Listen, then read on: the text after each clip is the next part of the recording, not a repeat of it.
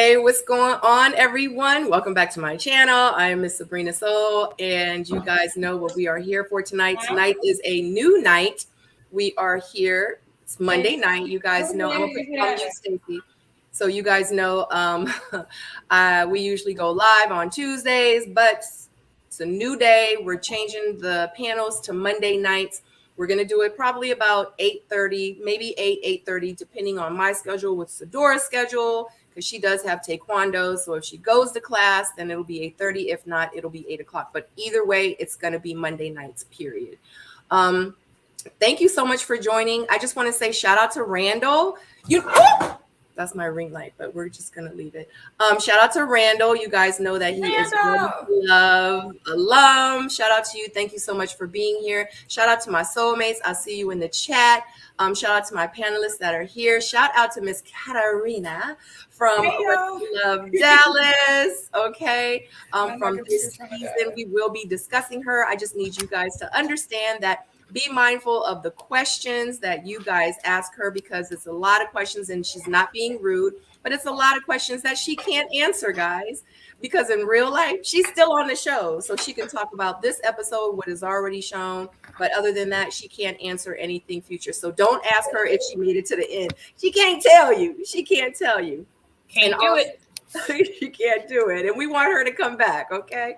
So also tonight, you guys know, I'm just going to put it out there real quick. It's a lot going on with me on social media and in these YouTube streets. And just please keep it positive in the chat tonight. I will be blocking and deleting and banning. So I'm not for it tonight. We are here to talk about Ready to Love and nothing else. Please keep it positive. You guys know this is a very positive channel. Please keep that negativity over there. We just not here for it tonight. It's positive energy here, and we're gonna have a good time. Other than that, you know how I like to do it. Everyone, I want you guys to go around the room, introduce yourselves, let them know where they can find you on socials, and if you're working on any projects or anything that you guys would like to share. What's up, everybody? Tyrone Wilson here. You can find me at Ty Wilson 21 everywhere. Always a pleasure to be on the panel. And if y'all going to be in DC on September 9th, we're going to have the Don Tito's rooftop for 2 hours to celebrate 10,000 members in my company's cybersecurity meetup group. So it's a big deal for us, 11 years in the making. And if y'all can make it out, we'd love to have you. I'm sorry, I'm moving around so much. I can't find my computer charger, so please don't mind me in this moment. Yep, take your time. If you want, you can cut your video off and do what you have to do, and we'll come back to you. Okay, I can do that. Yep. As soon as I figure out how to do that. Oh, there it is. Yeah. Okay. All right, I'm gonna put you on mute too. Come on, go ahead. I'm over here all in the chat trying to pull out everybody's stuff. Hey, it's your girl, Jay, from another round. Welcome here to my channel. If you're here, please hit the like. If you're here on somebody else's channel, hit the like. Run to everybody else's channel on here and hit the like for please. Thank you.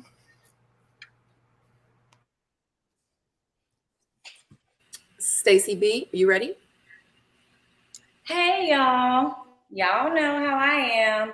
I'm not low maintenance, but I'm low maintenance. You got to find me on Instagram, Stacey_B. You know, I'm the ready to lover that loves everyone-ish. I'm just leave it at that. Boom. Yo, what's up, bro? Mr. Smell Good himself. He's in the building today. What's up? You got the ladies joining you. What you got to say for yourself? I love me. Oh my gosh. J-Dub. What's up, YouTube world? It's your boy J-Dub, the #1 commenter. I'm back on this panel, and you know, I'm doing my reviews on my channel. Welcome back, Stacey B. We missed you last week. You know, it was never the same without you. And welcome, Kat, to the channel. And you know, we're here. So let's go. Katarina, you ready? Is it my turn? Yep, it's your turn. Hey, y'all, how are you doing? I'm Katarina McCormack, season 8, Dallas, little dramatic season that we're on. I'm really happy to be here. Instagram at Island Barbie Doll.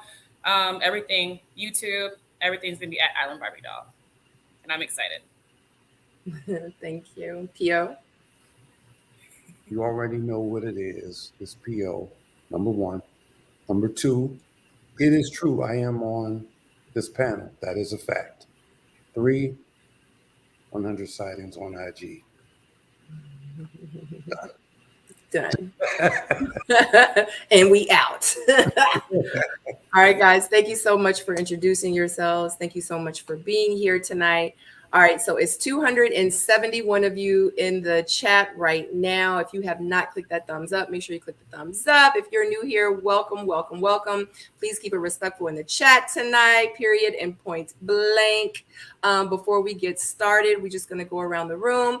I just want to hear your thoughts. We don't have to, I mean, it's no order. Just kind of tell me how you're feeling up until now, up until episode 8. Like, what you feeling about the show? You over the show? I'm not feeling the show. I'm still not, there's no connections. Like, what's going on? Yeah. I'm sorry. Yeah, I feel like they're trying to close some loops. But, you know, I feel like this is the calm before the storm. You know, it's always that way in the mansion. So I'm anxious to see how it's going to play out, really.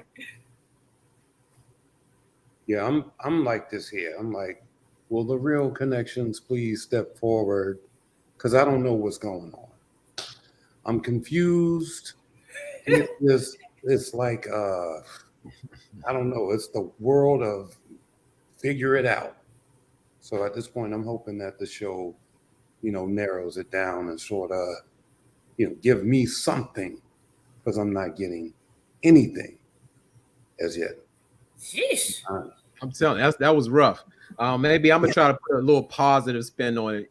For me, I actually like this episode, but again, I have to agree with y'all. The connections were lacking. If everybody just went home all at once, I don't think anybody would be missed and say, "Well, I missed my chance. That was my person." You know. So hopefully, when they get to the house, we can finally kind of narrow it down and see what's going on. I feel like this has been a waste of everybody's time. Our time, their time. I am not playing. This has been a wasted season. I am sorry. No disrespect to you, Katarina. Lord, let me slow down. Lord, Katarina, Kat. I'm just gonna call you Kat because I'm gonna mess it up all night. Okay, I'm gonna tell you now. Kat, is no disrespect to you, but this season has wasted your time as well as all of ours. I'm so sorry. Don't say sorry. It's not my show. Oh no, I'm not sorry to you. I'm just saying. I ain't producing. I'm not getting paid that much from it. I'm gonna agree with J-Cat because I just don't see anybody that I feel like is living up to be on your Instagram with you. But I mean, that's my personal opinion. No shade to the guys or anything, but I feel like at least this episode, like maybe like 4 people should have been eliminated all at once. Mm-hmm. I'm just gonna put it out there. Who do you think should have went home? Just curious. That's what I was about to ask you. Because I want to know. You can know, but you can have to sign. Kat, who are my connections? Is that what you're asking? Watch the episode? We saw it. Don't answer that. Have you caught up on episode?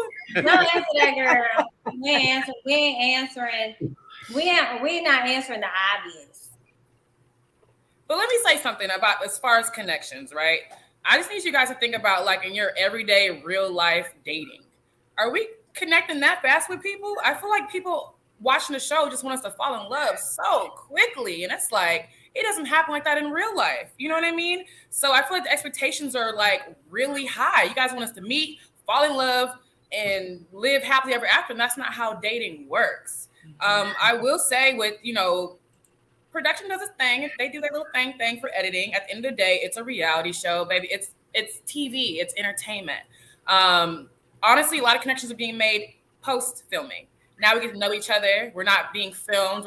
Every word we're saying is not being magnified. It's just like every little thing we do, every little thing we say, people are like blowing it up. And it's wild. It's mind-boggling to me, honestly. That's why I stay out of comments. I stay out of blogs. I stay out of the Facebook groups because it's like, I don't know. Like, I don't know what people expect. If it was that easy to find love, everyone would be married by now. Like, you can't find love in 12 episodes. Like, let's be real.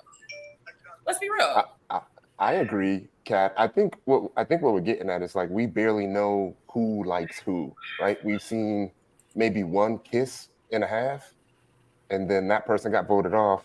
I was What about this to is say the very same. She got eliminated. eliminated with the very same day. So Yeah. I guess that's kind of what we're saying. Like we don't really know like who likes who, like who's actually trying to We go don't at know somebody. either. You know?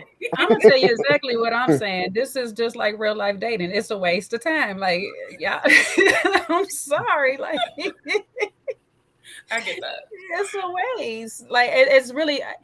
It's not that I want you to fall in love, and I understand how the cycle of actually finding a potential somebody that you want for life goes. Right. It's not easy, okay?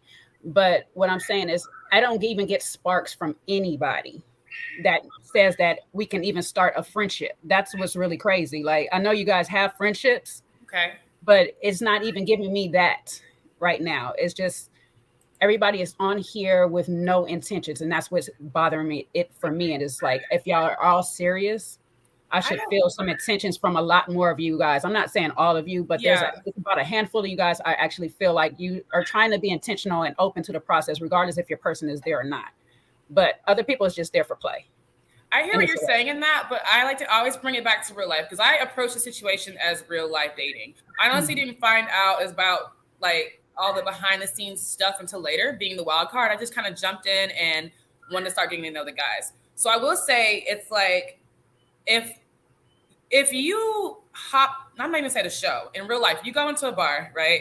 And it's like, or speed dating. You speed date all these people, and maybe none of them are for you. People still want you to be, it's not that you're not being intentional. Maybe your person's just not on the show. And I'm really quick to, I feel like a lot of us were dating people that we wouldn't usually date. Does that make sense? Mm-hmm. You know, and where it's not that we're not being intentional, we don't care. Like we put a lot of time into this process. A lot of us had to stop working in order to do this. You know, we took this seriously. I can honestly say for our cast, for the most part, everyone pretty much took it seriously. But it's not our fault if we didn't connect.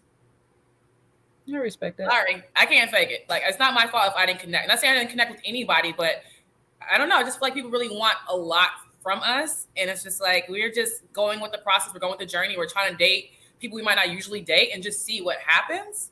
You know, and I don't know. It's just like it's a lot of pressure. It's like everybody like we want to see, we want to see, we want to see. Well, hey, I want to see too. I want to fall in love too. Like, give me a second to do that. Yeah, I think. I don't know what episode. What are we on? Episode 8? Like, come on, y'all. Well, I think a little more time. I think in traditionally with Ready to Love, by the time we made it to the getaway, you know, you saw connections that folks wanted to hone in on, and so like right now, as it stands, it doesn't seem like anyone has a connection that they want to test on the getaway. It's more like I still need to find who the connection is. And I think that's what's happening in this season. Now, I'm not saying that it doesn't exist because, you know, production is good with isolating, you know, certain things about connections and things of that nature. I just feel like, you know, right now it's not there and it's not 100% clear to the viewer, you know, regardless of, you know, what really has been taking place behind the scenes. Okay. That's all. And also to your fairness too, it can also not be y'all fault. Editing is leaving stuff out. Maybe editing is leaving all kind of stuff out. Dates, everything. Yeah, so we like have relationships that we don't even know how we got there. Yeah, I get so. It's not y'all per se. Don't take it personal, but it's just not. Something is off. Somebody is missing. Somebody need to be hired. Something is just not. Yeah, I'm gonna say something. Yeah, Kat. As the viewing audience, and especially you said you are a Ready to Love fan. If you have the feels from season 1 and season 2, you know it's a kind of different vibe. No one is expecting like a Janelle move where you need to be engaged in 90 days or the baby in 120. We're not looking for that, but we are looking for people who are there for the same purpose, open for the possibility of a connection, maybe love, relationship, and an actual future. We're not getting that. Like it's not even close, you know. So that's what it's about for the viewers. Yeah, and to reiterate what another round said, it's not you guys' fault. It's definitely an isolation issue, I think, in terms of the production. So there's that. There's that. Moving right along. Moving right along. Shout out to Aries in the chat. Aries. Hey, lady. All right, guys. All right, let's go ahead and start with this episode. Oh, love, we're gonna watch it. Yeah. Oh gosh. So, Ready to Love, episode number 8. This episode is called Ride or Die. This episode will begin with the ladies in the ladies' lounge with Tommy. Tommy tells the women that the men will be meeting their ride or dies, which is pretty much their BFFs. The first friends date will be with Katarina, her BFF Allie, Phil, and Herbert. Allie begins by telling Phil about how Kat has a level of communication that she would love for her ideal partner. And Phil mentions that, he hasn't really responded to, what I'm saying, or she hasn't really responded, his text. Like, I don't really know. Like, she talking about communication. Like, she ain't even text the brother back. And she like, huh? Hold up. Wait a minute. Get somebody else to do it because I have receipts, real receipts. So as a matter of fact, here's my phone. And he like, oh, dang, man. Yeah, you right. So what had happened was, so pretty much he got caught. Yeah. He did not text her back. And, her friend Allie said, like, one of the things she's looking for is communication. And like, he just kind of like threw her under the bus. So I pretty much laughed at that scene. Shout out to Katarina for, calling him out and, putting him on blast. So let me see. Herbert enters the scene and Allie asks Herbert, what is the difference between him and dating Kat and the other men? He like, it's me. Like, drop mic. Like, we don't even got to talk about nothing else because it's me. Philip mentions that, he's open to having more kids. He's open to not working, or to her not working if she does get pregnant. But he wants to know, is it anything that she may want to do and add to the world, during that time? Herbert starts to drill Allie and says that her answers aren't good enough. He like, well, I got questions for you. And then she answered and she like, but those was the true questions. At least I wasn't like, because I said so. Herbert also mentions that she isn't his strongest connection, but she is up there. Herbert says that he thinks that Allie was pretty much just nervous in the process. That was a lot. I took a lot of notes. That was good. Thank you. Okay. Nobody jumped in it. Let me get mine out the way. Sabrina always got to go back to the very, very beginning because I'm on that. Let's remove nephew Tommy from his position and get somebody else in there. I had to remember how he was noticing. Whose thigh was that? Was that somebody remind me? He was noticing somebody's leg. He said it twice. He said that leg out. It was Lee's. Yeah. That thing out. Oh, yeah, that leg out. Lee's always dressed. It was Lee's leg out there. Like that man don't need to notice Lee leg like that. And it's time for him to go. Tommy's time is up. So I'm gonna go with that. We're gonna go with that petition. We still got it going. We're gonna sign it backstage. But with Alley Cat, it looks like we got the new freaking frat. Shout out to Stacey. Oh no, don't do that. No, do not. No, don't put that out there. No, don't do that. Okay. That would keep. Yeah, it's a duo. It's a duo. It's a new duo. We have some duos sometime, and it was a real thing with like what was going on with Phil. Just like it was more so like a defensive kind of situation. It wasn't more so he was. I said Phil. Did I say I meant Herbert? Yeah, Herbie. Yeah, I call him Herbie. Yeah, Herbie. It was more like they go Phil and Herbie, but with Herbie, it was more like a defensive, like, well, you ain't called me, or I didn't, it was like he was trying to deflect. He didn't really want to answer the questions. He didn't really want to get into it all the way.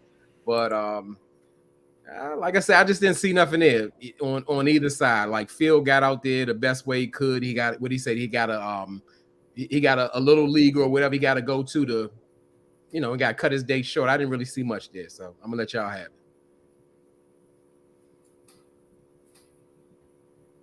Anybody?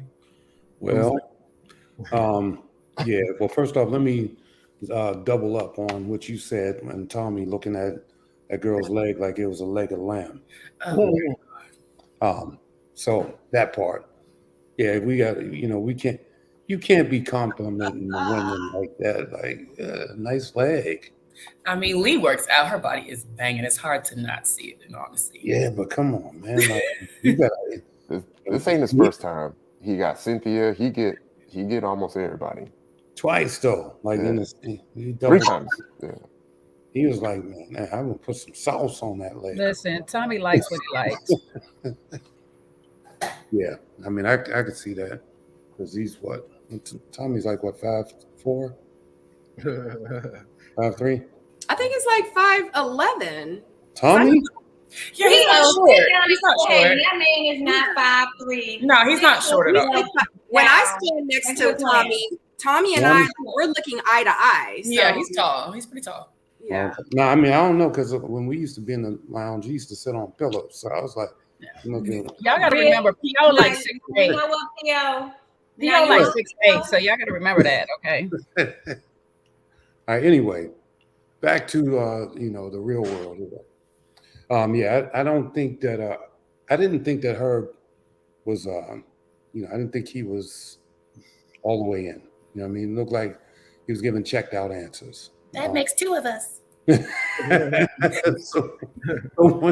So when somebody kind of gives you an evasive route or things like that, you pretty much know what it is, and he's probably like, well, you know what, I'm here, might as well finish this up, see what we got going on, and then I'm gonna get out of here. So they didn't get a whole lot, but damn, he didn't even have a drink, so he was checked out. Y'all notice everything, my God. But yeah, I didn't get no idea. I didn't get too much. That's all I got for this. I just want to say for the record, what did I tell you 10 episodes ago? Anytime a man is talking about, oh, I've never dated so many people, I don't know how to keep in touch with so many, he lying. And all their friends peeped it because he's trying to act coy because he was really talking to somebody else behind the scene. I don't know this for a fact, but if I can read the room, that's what the room is reading. He was playing with y'all and wasting y'all time, and they could have had another fine, dreaded mofo there, baby. Because we like them tall and look like their hair smells good, like some herbs and lavender and stuff. Baby, mint and lavender scalp. Baby, what's up? Well, let me chime in real quick. I'm going to take up for Herbert, Phil, and myself. No, I have to. When you hear what I say, you understand why. That's not who I wanted on my friend date. And you guys have been on the show. You know how it goes. Phil, just like Lee had said in one of her interviews, when we all saw the connection that Phil and Aries had together, it was like we all friend zone Phil. So I was like, why is Phil here? That man needs to be with Aries somewhere. At the time, my connections, one of my connections was actually Chris. I was just like, why is Chris not on this date with me? So what you're feeling is not Herbert's fault. Herbert and I we weren't even at the time even like texting or talking that much on the phone. Phil and I were just like, after our first date, we had a great like connection as far as discovering each other, but he was already connected to Aries. And for me, when it's ready to love and I already see a relationship that I feel like is healthy building, I don't want any parts. You know what I mean? I loved what they had going on in this journey. So honestly, like none of us want to be there with each other. So that's what you're feeling. It's not that one of us was into the other one or one didn't text the other one back. Like we had already friend zoned each other in that moment of the journey, in that part of the journey. Things do change as the show continues. You have to tune in and watch that. But in that moment that you guys are watching, we're all like, why are we here? and to be honest, in this same moment, like what we've seen thus far is that we've seen Janelle and Herbert seeming like they're making a solid connection, right? And then he gets eliminated. What's she say? Oh, these are some good questions. Sorry. So I felt like after the whole friends visit, I'm sure Sabrina will get into it soon. I feel like everybody was saying the same thing about Herbert. In all fairness, like everybody's friends were. So it was how maybe he went into the friend stage with too much confidence, and everybody read him wrong. Maybe he's not like that in real life. I don't know. But from what we saw, he looked like he was really digging one person, and then all of a sudden he's eliminated. Yeah, I mean, and there's some more things you guys didn't see either. Herbert, Lee, and I had a 3-hour date with his ex. It wasn't shown. So it's really hard to connect the pieces when there are major parts being cut out. That date would have explained a lot, but for whatever reason, they chose not to air it. And it was a really good time for you guys to see Lee's personality, my personality, our interaction with Herbert, hear from Herbert's ex about why they broke up, and then just like the discoveries we had in that date, that wasn't shown. So, you know. Why did they break up? I mean, the episode's over, so why did they break up? That might come out later. In short, communication issues. Are we surprised? He ain't been he been wanting to be in love with everybody and ain't been talking to nobody. And you know what that tell me? He got a boo on the side, baby. He was already entangled before. Baby, right before production rolled cameras, he was entangled and he didn't want to give too much, but he wanted to act like he was going along. And see, you know, the Houston season, we probably got a little more coins. No shade to nobody else, but you know, DC, we talked about it. Now we were like, what? That's what y'all getting? But anyway, that's Stacey, nothing. But I'm saying like, whatever. Yeah, he's just not that invested in anybody for real. I mean, you're not calling, you're not showing up, you're giving short answers. I just felt like he was just kind of like riding the wave at this point. And then when he got eliminated, he seemed like he was kind of shocked in a sense. I mean, but we gonna talk about that. Katarina, I'm not, but what you was about to say. I gotta log off. No, I'm just saying. Yeah, I just gonna say yeah for right now. Yeah. I mean, for me, so the part you saw about me showing Phil receipts, to me, it's not even a receipt. Everybody knows, like, even in my real life, my friends, exes, people know I'm really big on matching energy. I really do believe in the beginning of like the building of a relationship, it's a man's job to not necessarily chase, but pursue. I think the right word is pursue. So they cut it out, but I don't text men first. Like when I'm starting to know you, getting to know you, I don't text you first. I need to know what your energy is. I need to feel that you're pursuing me before I begin to match that energy. So it really wasn't me showing him a receipt. It was just like, boo, you're not doing enough, so I'm not gonna give it back to you. Like, why would I? Like, I'm not in a place where I have to do that, you know? The men that I typically date prior to the show they the ones that show up for me. They send flowers, they plan dates, they're texting, they're calling, good morning, queen, all that good stuff, good rising, yada, yada, yada, yada. So that's just the type of energy I'm used to. So yeah, it wasn't even me trying to like have a dig at him. I wasn't upset. I don't get mad about stuff like that. If we're not compatible, that's okay. There's like 1,000 people who are compatible with me. But yeah, just, I really I'm an only child. I'm a Sagittarius. I require a lot of attention, especially in the beginning. And once I get that, I'm able to match it back. But if I'm not getting that, I just don't know how to pursue a man. It's just not my job. I'm not going to do it. Tyrone, what you got? No, I was going to say, I think we made mention of Herbert's like hunting style last week, right? And we can kind of tell, who the hunters are and who may be the lazy daters or whatever. But he said it himself, like his style is kind of laid back. He'll take his time and stuff. But you know that when he's competitive, he's a totally different person. Like when it's him and Quentin on the screen, like he'll bring presents and everything, and it's competitive. And also we saw that hug with him and Sierra at the end. I don't know if y'all caught that, but I caught some of that tension. And Phil did it right. He's dating, but he's dating like somebody's watching, but still keeping it professional. So good job on him, but not fumbling during the dates. Can I respond to Kat since you're done, Ty? Y'all better quit rattling them bags. I done unmuted. I'm sorry, guys. Aries. So here's what I'm gonna say, Kat. I don't feel like you are asking for something above expectations in your Sagittarius vibes and everything. These men were flat out prima donnas. I have never in my life, now look, now these men handsome as hell now. Some of them got them straight, shiny white teeth. I was even looking at the screen twice like, ooh, ooh, ooh. But at the end of the day, when we saw their effort was lacking. So what I'm going to say to you is, in your defense, you weren't asking for too much. You weren't being a Sagittarius. You weren't, I have high expectations. Hell, I'm an only child too. And I was looking like, what are y'all, what? Nobody did anything? Like, what? Like, I just feel like this was a role reversal. Like, the Dallas men expected the women to be hunter-gatherers, and they wanted y'all to bring the damn flowers to them. And it pissed me off. And I just feel like, I don't care who's beefing with who.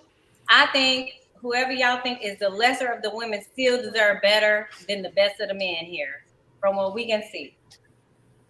That's all I'm going to say. I'm sorry. No lies detected. Jay, what you got? You on mute. I just said Stacey just completed a mouthful for me right there. I don't really have much to say after.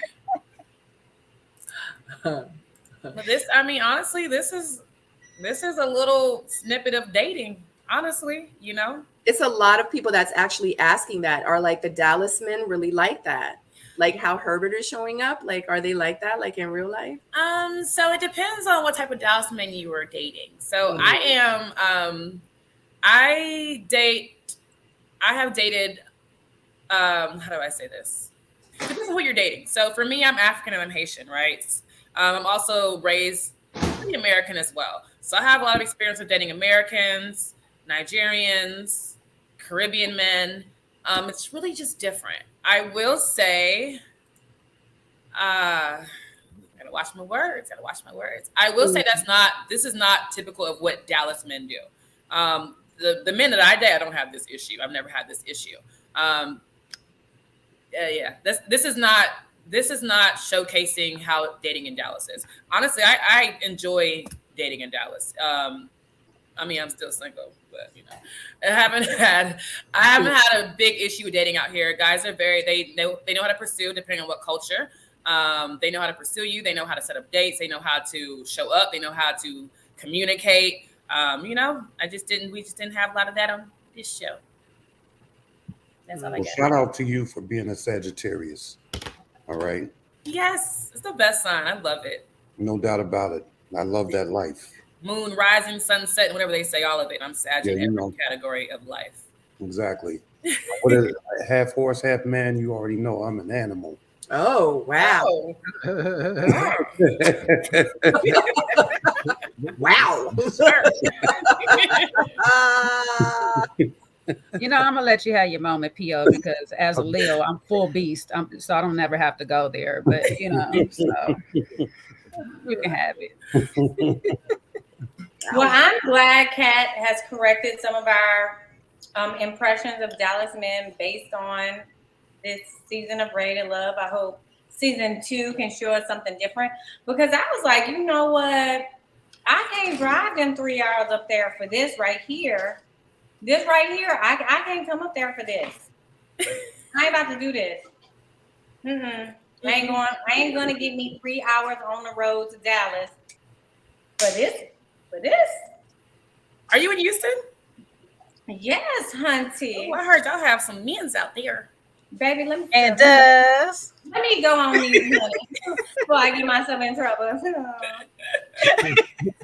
So moving forward. Look, that's why I asked her for Stacey, because I don't live out there, so I can. Stacey has exited the chat. I visit. Wowzers. All right. Wowzers. Shout out to Chris. Where are we? Okay, where are we? All right, so let me put it on here. Aries, we about to talk about you, girl. All right, Aries and her BFFs, Stephanie and Lacey, meet with Phil and Chris. Chris explains why he likes Aries. He like, you know, I feel like if anybody asks about her, they just gonna say she's just an angel. Like, she is amazing. She really is. And Phil we can definitely see her energy. We love Aries over here, and we love you now. Phil talks about reinventing himself, like with his job, and Chris says that he wants to financially support his wife. And pretty much at the end of the date, Aries friends like Chris more. Yes. And go. Yes. Somebody. Anybody. Well, I'll go. Everybody. I feel like this date was exactly what it was supposed to be. I saw two people connecting with each other. It was genuine. It looked, pure. I don't know Chris. I don't know my bro. It just seemed like it was a little wishy-washy, but I could definitely see, that Phil came and he showed up for Aries, and it was good. It was a good date. I mean, I can't say anything wrong with it. Well, I'm gonna say this. I don't think Phil or Chris is right for Aries. And like IMO said in the chat, I'm starting to see a pattern. When Phil talking, it sounds like the work situation is a little unstable, and that absolutely does matter when you're talking about, I guess, I don't know. I hope that he's looking for love and building a life and all of that going on. And as far as Chris going on, we already know what Chris is. Chris got his spiel going on tonight. But I actually like this position that Chris is coming from. I don't think he's not opening up enough about it. Like I said, to me, who don't want the catering life? But that's a whole nother subject. And the woman has to be in servitude mode to do so. But I can get with it, but with some balance. I'm gone. Keep going, somebody. I'm not about to play with Jay today. Okay. I'm with you though, Jay. Yeah, neither one of these brothers is right for our girl. What I notice about Chris is going to both of his dates. If he generalized the question, he can answer it. So long as the question is generalized, he's given a nice answer, answer that's more to him, which is a true answer about what he actually wants out of a person. But I don't necessarily think he sees it in these people. Like Aries' friend asked him a general question. It wasn't specifically geared to Aries in that moment. So it was easy for him to answer. Opposed when he was with Jessica, we'll see later on, where he has trouble answering directly a question directed to her. On the other side with Phil, for a person who is supposed to be trying to make this top connection and has been putting in the work supposedly towards Aries, it was giving, we're just going to play around and crack jokes, so I don't really have to answer no true questions here. And that was very disappointing for me, because I was expecting him to actually give me some reason as to why he does like this woman and feels that he would like to have her in his life. The most real I got was from him is when he was actually explaining his work situation. So, yeah, I agree, J-Dubs. Neither one of these men are for her because they're just not putting the effort for me. I'm sorry. And to piggyback on Jay tonight, like, don't get in front of my friends and embarrass me. I've been talking your ass up. I've been talking about you like you the best thing in sliced ass bread, baby. All you need is some butter, some honey, some cinnamon, some sugar, and slap it on there. Eat it up, baby. And then you got in front, and you was like a stale piece of bread. A he. The hell he. Don't you ever, after I done hyped you up, Flavor Flav hype. I done hyped you up. You get in front of my friends and embarrass me. It's a no for me. It's a no for me. Like Phil, I was really rooting for him. I really wanted the lights, the camera, the action. I just knew all the friends were gonna be in love with him because he's like, we're an insurance. He might be a claims adjuster. I might be an agent, but we gotta sell that shit like we ain't never sold no Kool-Aid before on a stand in front of our house, baby. And guess what he did? He wasn't selling nothing. He had them little bitty mouthwash cups of half-ass lemonade that wasn't nobody buying.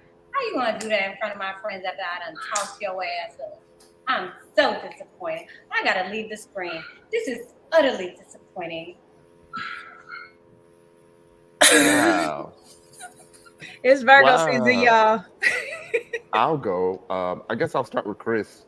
I felt like his answers were just like general answers.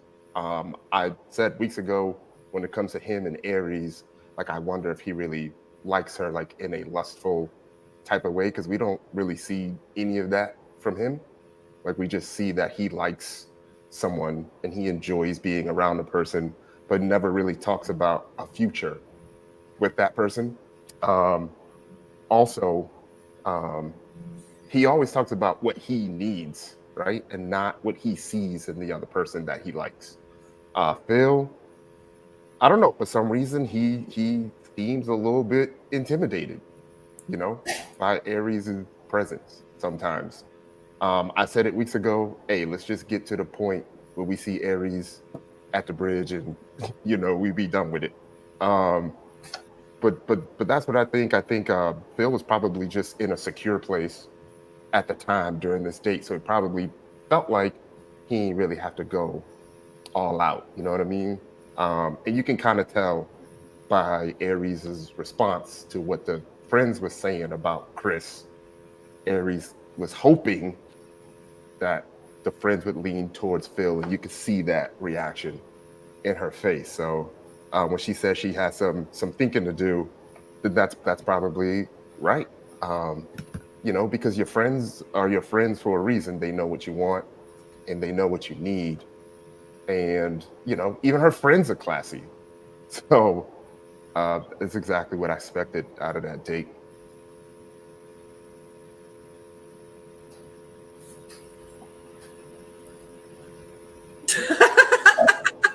Wait, Ty.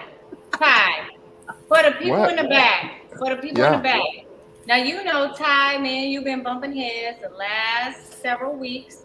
We've been here Yeah. together as we have gathered here together before. We have bumped heads, but I think that you said something very important that like materialized the last 2 weeks for me with Chris. You said he what? He speaks about what? What he needs.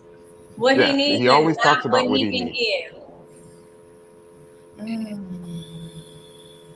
And when you're looking for a partner, you want what you always talking about, J-Dub? Equally yoked. One of y'all always talking about some yoked. I ain't talking about no yoke. Well, Tyrone be talking about some yoked. I'm talking about Chris, the servitude. Now we're on a new servitude thing now.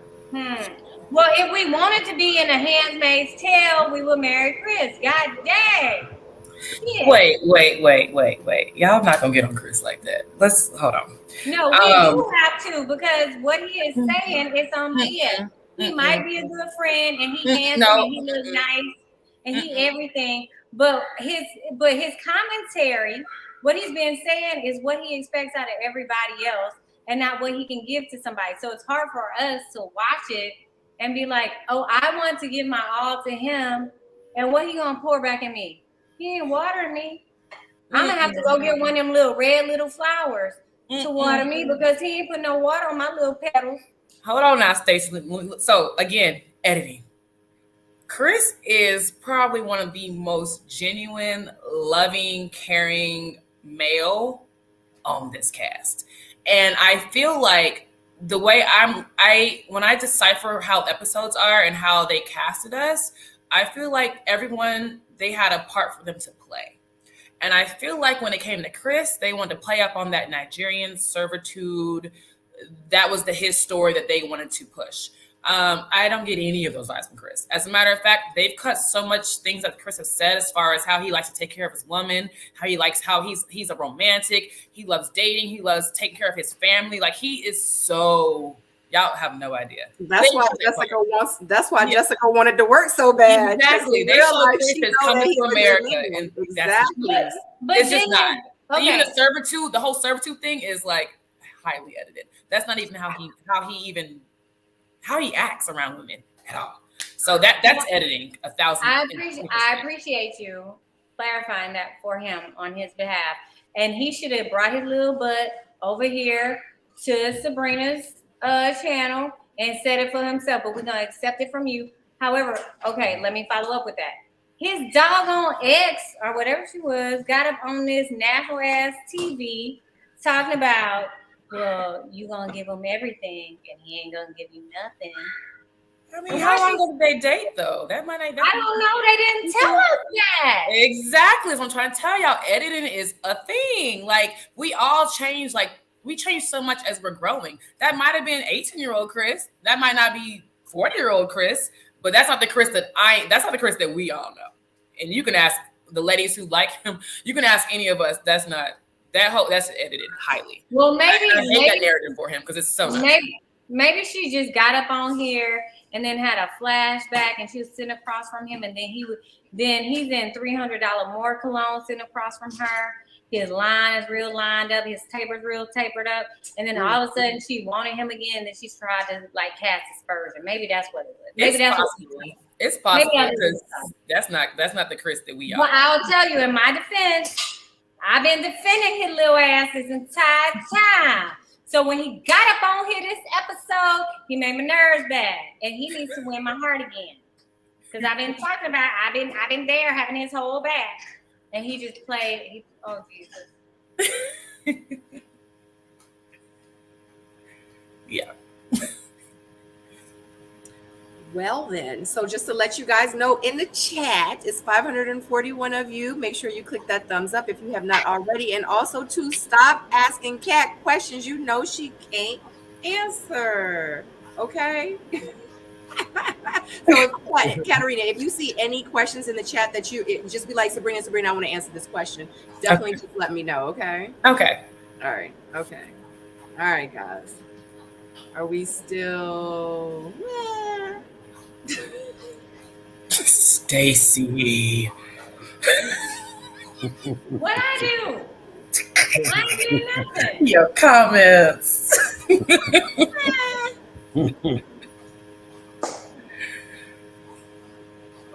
People keep asking me how tall I am. I'm 5'11" and a half. I just say 6 feet at this point. I keep seeing that. You were taller than most of the men there. Got it. Honey, when you hugged Marvin goodbye, you was like, goodbye. I was like, oh my God. I was like, he's so short. I didn't realize he's not that short. What is he, like 5'9"? Yeah, he's really not that short. He might be 5'9", like 10. Yeah, I don't. Yeah, and we're wearing heels. They're not. So yeah, he's not that short. Okay. So I'm just saying, because when I'm in heels, I still want to be like, hey, yeah, I don't want to be like, hey baby, I'm sorry, you got eliminated. Goodbye. You know, I just was like, oh my God, when you stood up next to him, yeah, he looked like a little kid. It was crazy. Oh. Yes. I was like, as soon as I saw that, I was like, that definitely was not gonna work. I mean, but that's just me. That's just me. He was short. Okay, are we done with Aries and Aries friends with Phil and Chris? Yes. Okay. All right, we're gonna move forward. But before you move on, can we say, Kat, you are glowing. Your braids are braiding. Okay. Thank you for being here tonight, girl. I just have to have a little. Oh, thank you, Stacy. You're so sweet. I said, damn, girl. Okay, then. The light is hitting. The face is hitting. Okay. Never decline, ass Cat. Okay. Thank you, Stacy. I appreciate that. Because I'm looking crazy on TV. I'm like, who is that? Really? You think? I think you look gorgeous on TV. I think it's for me, like, I will also tell you guys, everyone, whether I like them or not, in person, makeup was hitting. And then we watched the show and we're like, why do we look yellow? It's the lighting is terrible. I mean, Janelle's makeup was always hitting. Sierra's makeup hitting. Lee, like everyone's makeup was hitting. And then you get on TV and we just sometimes we just look crazy. But it's really a lighting thing because it's not know how to do their makeup. The lighting. It's definitely the wash. It's not the lighting. It's the color wash. What they do is they shoot the film flat. A color lab, and your color lab people effed up the final product. People gonna find a way to blame the production. So But you know what? What I do. So I always give this advice to, and I always say it to like any cast members that are going to watch the panels, like the new ones, because, you know, they go back and watch the seasons. They go back and watch the panels from season before. Make sure you do your makeup in natural light. And like in real life on my season, the whole time you never saw my makeup looking crazy, because every morning I would sit in front of the window and do my makeup. So I didn't know I had a vanity, so I was sitting in front of the lights. Yeah, absolutely. Oh my God, I'm not degrading anybody. Like, goodness gracious, I just don't prefer men that are shorter than me. Oh my goodness. Anyway, how about that? Okay, moving forward. Wait a minute. Is it? Oh shoot, I stopped the thing. All right, because I want to share my screen with the picture. All right, here we go. I accidentally took it off. All right. Next we have, oh my God. All right. Next we have Janelle and her BFF Quinn meeting with Herbert and Quentin. Herbert shows up with a gift and Quentin looks like, yeah, he got one up on me. I'm not feeling that he is giving my woman a gift. Herbert mentions that he likes Janelle because she is a whole thug, but she's sweet too. And Quentin says that Janelle may be a lot for some people, but not for him. Quentin is looking for marriage, kids as soon as it can happen. Like, she ready, I'm ready, we ready to do this thing.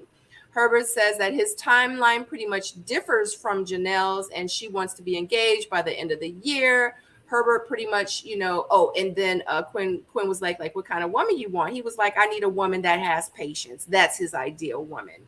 So in the end, Quinn does choose Quentin, but if it doesn't work out with Quentin, then she should definitely call Herbert and go. End scene. Tyrone, I want you to. No, I was going to say, I think we could just stop there with what you just said. If things don't work out with Quentin, call Herbert. Bam. I guess Herbert's phone call will be ringing. Yeah. There's a lot of liquor there, though. Not enough to fill this scene. Oh, my goodness. Yeah, I'm wondering how much, I mean, if we're being honest, I'm wondering how much Herbert knows about Janelle and Quentin at this point. I mean, but when is it ever cute to be like, oh, I love her, she's a thug? The fuck? UH? Oh, hold on. But what I'm saying is, in what adult, ready to love professional world is that cute? But you know, I think those were words. It's not the first time it came out. It's not the first time it came out. Quentin said it like 2 times before, and it's so ignorant to me. I can't, like, of all the reasons to be attracted to me, don't say it's my thuggish way. I mean, I have some, especially if tequila is involved. I mean, I can be real thuggish with me and tequila on National Tequila Day in July. However, that shouldn't be the number one compliment that you've given to me in a room of people. Like, your elevator spiel should not be, I love her, she's so much of a thug. The heck? Like, if you don't get off my phone, I'm gonna need you to come up with some other qualities, some real adult. All right, I want to be married at the end of the year. You want a baby? I want a baby. Come up with something that's gonna match that. You talking about I'm a thug? Baby, bye. Baby, bye. Bye. Maybe she is a thug. Yeah, I don't know, Stacey. I thought Don't act like that's cute. Like, that's a winning argument in front of the jury for me. Maybe she. You gonna get me convicted off that? No. Get off my phone. Bye. You know what? Let me go back. He might have been meaning thug, like as in like thugged out. Thugged out. Yeah, you know what I mean. After 9 p.m. You know, he might have been like, you know, yeah, she like he probably didn't want to use my direct line. It was, but he recycled it in his way, I think, maybe. But no, I would never to a woman's face, have that sort of paint that visionary of, yeah, it's my little thug right here.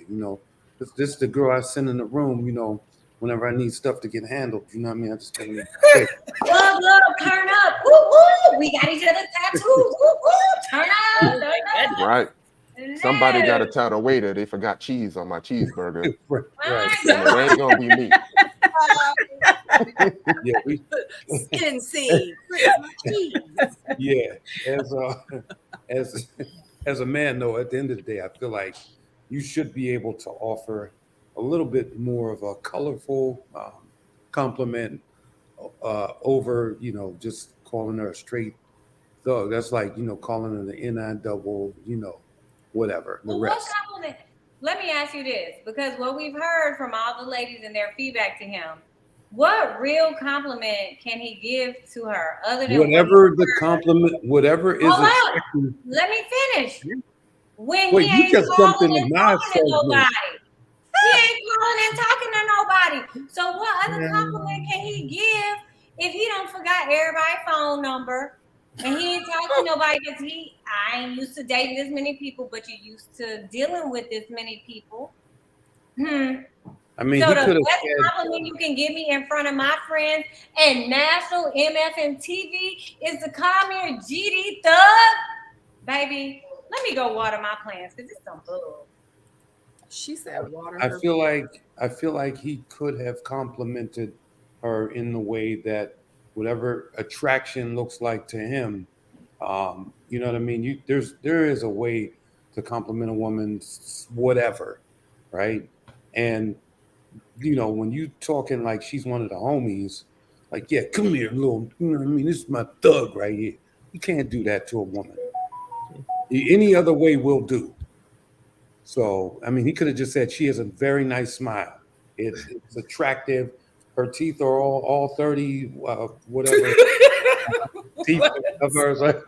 She got all her teeth. Really nice. You have all your teeth. They're bright, shiny. They light up the room. It just glows. Anything. But we don't see Herbert's not a man of many words, right? Understood. We've seen that in multiple dates, but I felt like we saw Quentin say it in the men's lounge already about Janelle. So it's almost like Herbert just beat him to the punch this time. And maybe that's what she's giving him. We don't know that. Or it could be, maybe they have the inside joke of, yeah, you my little thug, and they probably might have that as a little inside, one-on-one type of deal. And that might have spilled out into that date. But you reaching now. That's I'm not. No. But if you check PO's wingspan, you understand the reach is natural. Don't worry about it. KATARINA, to thug or not to thug? You let us know. I mean, I'm looking at the comments and I feel like they're making sense. Someone said Janelle probably liked that. She likes people to know that she's about that life. So I think it was a compliment because I think, that's kind of what she showed on scene and behind the scenes. So I think he complimented her where she wanted to be complimented at. And I think they both thought that was a great compliment. They both basically said it. It's just one said it more polite than the other. That's all. It was taken well. She wasn't upset by it. So, Well, then how can I be mad if she's not? I retract my feelings of disgust and immaturity and insults. But can you remind us how old is Herbert? I don't know. I only know my connections ages. So I don't know how that man is. I think Herbie's. I'm gonna guess 37. 37, yeah. Yeah, I think so. Yeah. Okay. Well, yeah, I didn't have a problem with the thug comment. I thought she received it well, and like JK said, it was like another way of saying that she was assertive, or she got that attitude that I guess he likes or whatever. So she received it well. She wasn't offended. It works because everybody got the different kind of things that they like. So who's to say if somebody is a romantic, like you, Stacy, you wouldn't want to be called a thug. You would be offended. But Janelle, I think she's built another way. So if I can't put it on my resume, I don't want to be called it. But that's just me. Right. I'm gonna put assertive on my resume. I'm not gonna put thug, but that's all. What I was gonna say is, it looks like Herbert is still trying a little bit for Janelle, and I'm wondering how much Herbert knows about Quentin and Janelle's connection. I'm about to answer this question, Tyrone, because I was going to answer it for you anyway, because I heard you ask it. Go ahead. He knows well enough to go ahead and bring a gift to try to one up. But but if he know what we're seeing, I think he would have left that gift at home. No. You think he really got that? I think this has been a back and forth between these two as far as ego goes. And no, but wait, Jay, I'm gonna pause you right there, and I'm gonna ask the people on the panel who's been on this show before. Do you think that's really a gift that Herbert purchased, or was it a production gift? Because y'all know where all of our flowers come from. All the bottles of I dropped by. What y'all think? Nah. I didn't know that. Maybe I'm not being clear what I'm saying. Okay, because I want to feel about it. You don't think production did that to add a little because really, if Quentin would have arrived later than Herbert, Quentin would have been the one with the gifts. Let's be real about it. What I'm saying is that we don't heard Quentin make multiple comments in regards to sexual relations with Janelle. And as a man, if I'm aware, I ain't bringing no gift. That's what I'm saying. Ooh, you gonna let him cut your wife out like that? Don't let that man stop you from your wife, Tyrone. Don't do that. Don't let a little relation stop you from getting your woman. See, that's what I'm talking about. Y'all not built the same. Back in the day, a man used to know. I'm talking about bringing gifts on set. A man would have brought a gift no matter what back in the day. When he wanted something, he would have brought it. Like, baby, I know you got a pass and you got a little record on you, but that part. They gonna show up. Don't bring me no weak ass gift. Go put some gas in my car. Oh wow! This is why they don't bring no gifts no more. Gift card is Men tell you this COVID done messed them all up. They done forgot how to take your car to get it washed. Because girls don't be having cars, men don't be having cars no more. So they forgot to go fill up your tank. They forgot to go get it detailed. Don't bring me no whack ass food. Go take my car to the detail shop. Don't bring me So food. you think you deserve to smash the homie and get a full tank again? You are crazy. Oh my! When you swing back from the tell her again, Tyrone. Ask her again. You right, Tyrone, one more time. Like I said, I don't think I'm being clear, but you're not gonna smash the homie and get gifts from me. Right. No. Oh yeah, that part. You gonna get gas and smash the homie? Oh my. Fill her up so she can go smash the homie.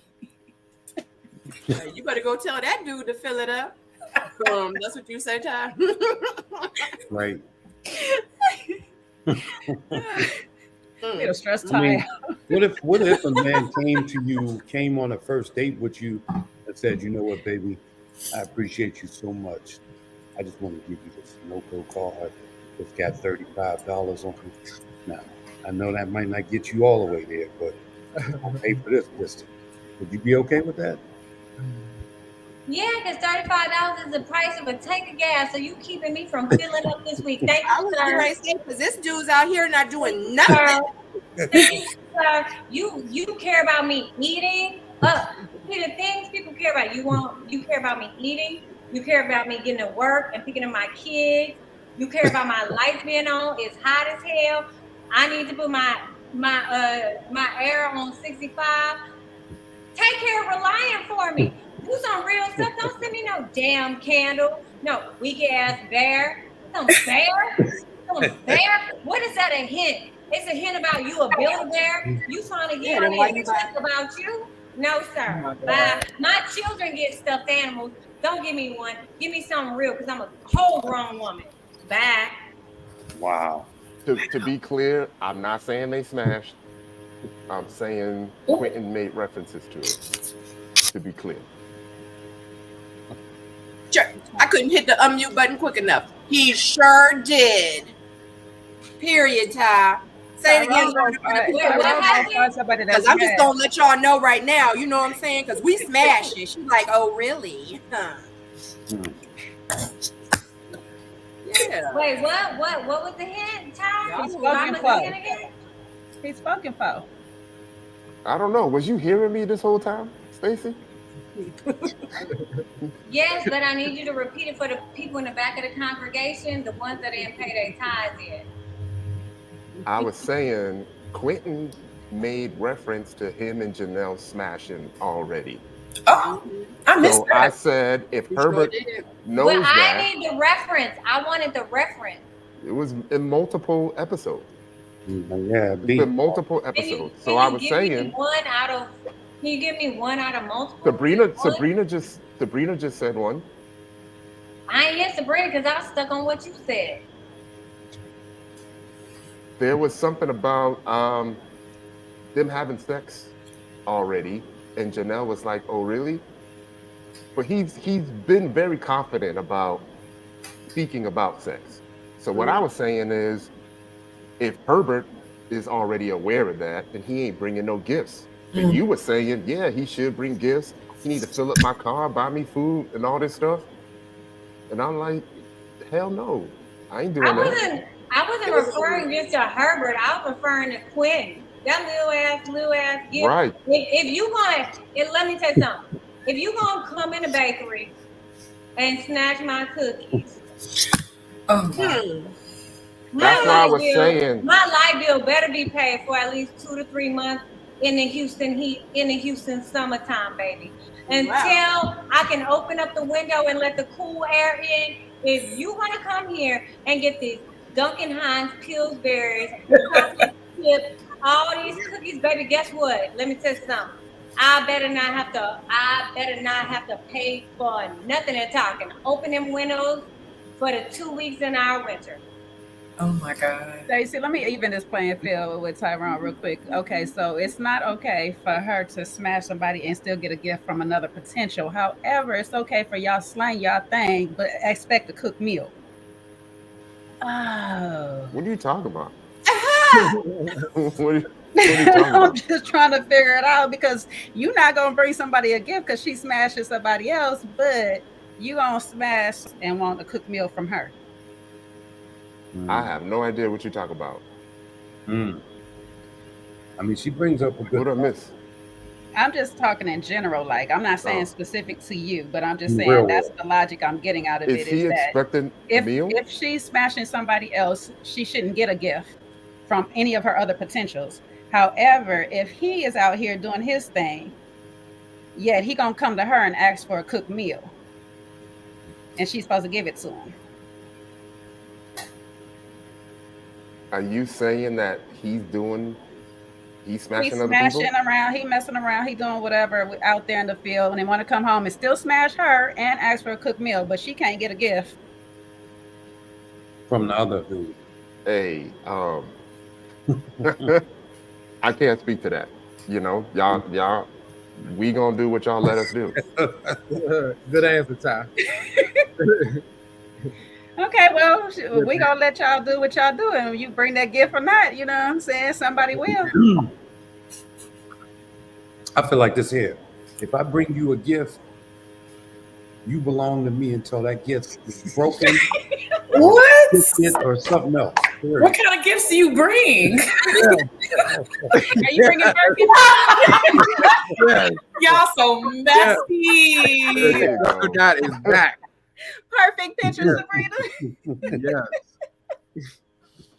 I like that answer. I hope your gift is a mortgage. Somebody belongs to Oh, you. bringing Birkins. What kind of gifts are you bringing for this, sir? I have questions. Real gifts.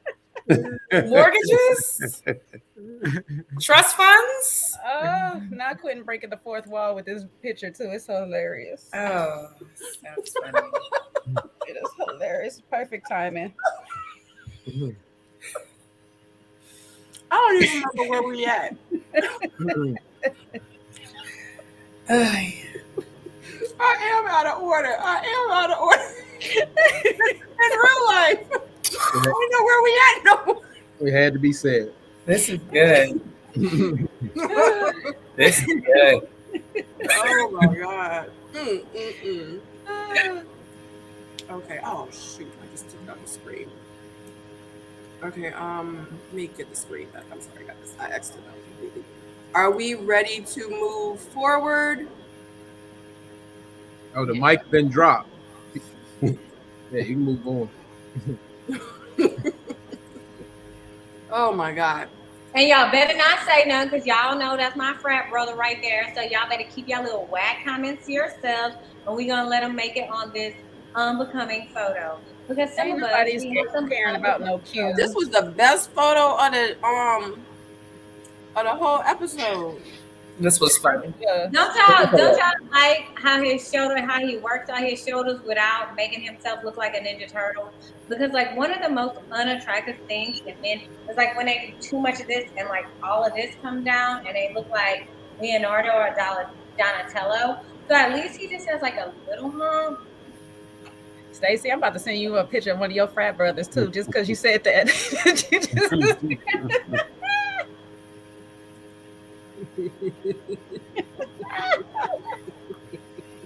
Y'all better leave this Coleman love alone, and y'all better mind y'all business on this one.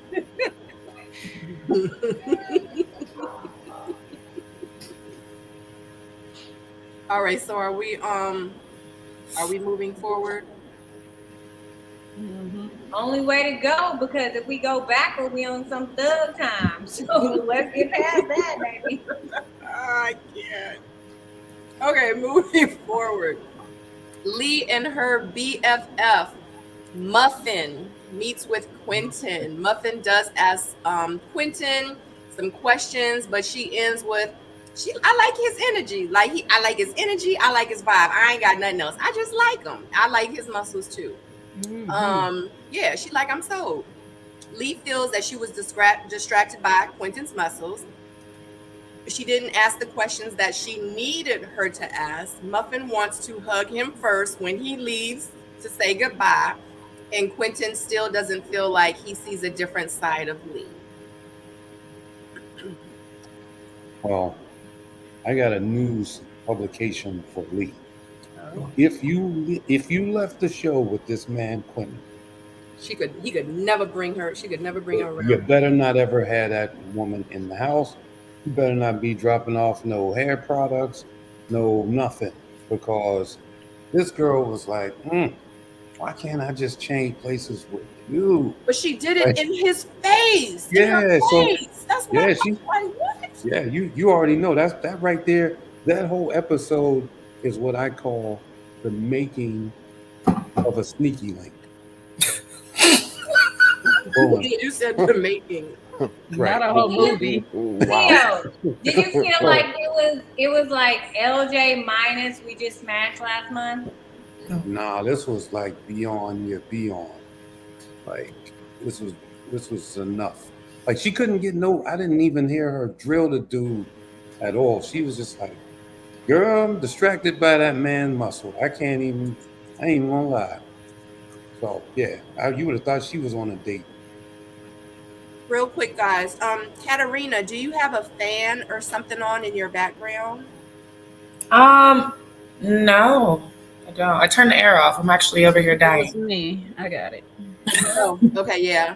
Some people were saying that it was like a fan or humming, and I saw in the chat too. I think it's Katarina. I don't know. Maybe it's your connection. I'm not sure. Maybe it might be my poor little computer over here just dying. Yeah, I get it because my network. Yeah. Okay. Thanks. It's okay. It's okay. Well, we don't want you to go. We just gonna have to deal with it. Okay. So, anybody else got anything with Lee and Muffin? Does Muffin want to give Quentin her muffins? Why? I'm with P.O. on it. Muffin definitely was not focused and wants him all to herself. I kind of felt the same way with Q too. Like he was kind of looking at her like, damn, I got the wrong friend. Because she's kind of aligning more what he wants. He wants somebody a little bit more outgoing, a little bit more spunk than what Lee is giving. He wants somebody to party with. He said it when he came in. I want somebody to party with me and be with me like they are with their friends. So he don't really want a homebody. He not giving me that energy. So Leah's just not the one. On top of it, like I don't know whose date was first, but you didn't bring her a gift either. And this is supposed to be your number one connection, so you say. Yeah, can we go back to that hug that he did when he hugged her girlfriend? I just want to see that and look at that. It was a side hug. Yeah, see, she's like, girl, I can't get too engaged. Look at that face. She didn't want to give it. She wanted to, you know what I mean? You know what it is. P.O., that's when your face hit that muscle right there. You like, you start melting on it.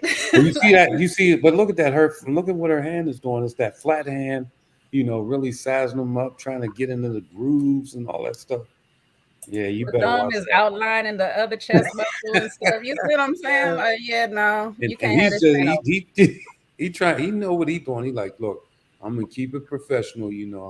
She's like, girl, if you wasn't in here, right, you know what we would be doing. Look at her face.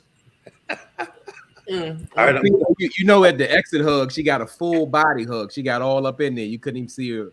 Nothing on her front. She was all the way up in there. Oh, stuff on the exit. Yeah. It wasn't no side church hug.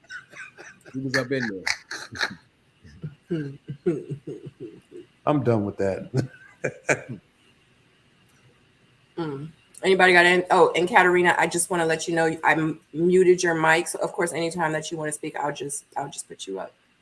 Anybody else want to comment? Because I feel like it's a lot to unravel with that's all the pictures I got. Oh, I must have was like, yeah, this Muffin was doing too much, I guess. I don't know. I think I felt like he went in with nothing to lose. He probably felt that energy from Muffin.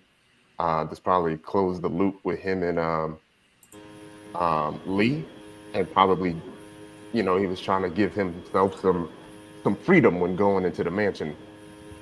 That's kind of what it felt like. Is that what it felt like? Yeah. Or what if Lee closed the door first? That could have been it, but again, maybe he knew that going in, so he really had nothing to lose, and now it seems like he got a clear head moving forward, because that mansion ain't easy, if you got multiple connections, and I'm sure he knows that. But, or maybe she has a clear head now. Yeah, I'm not denying that. Editing. Once again, I keep saying editing. Yeah. Editing. Editing.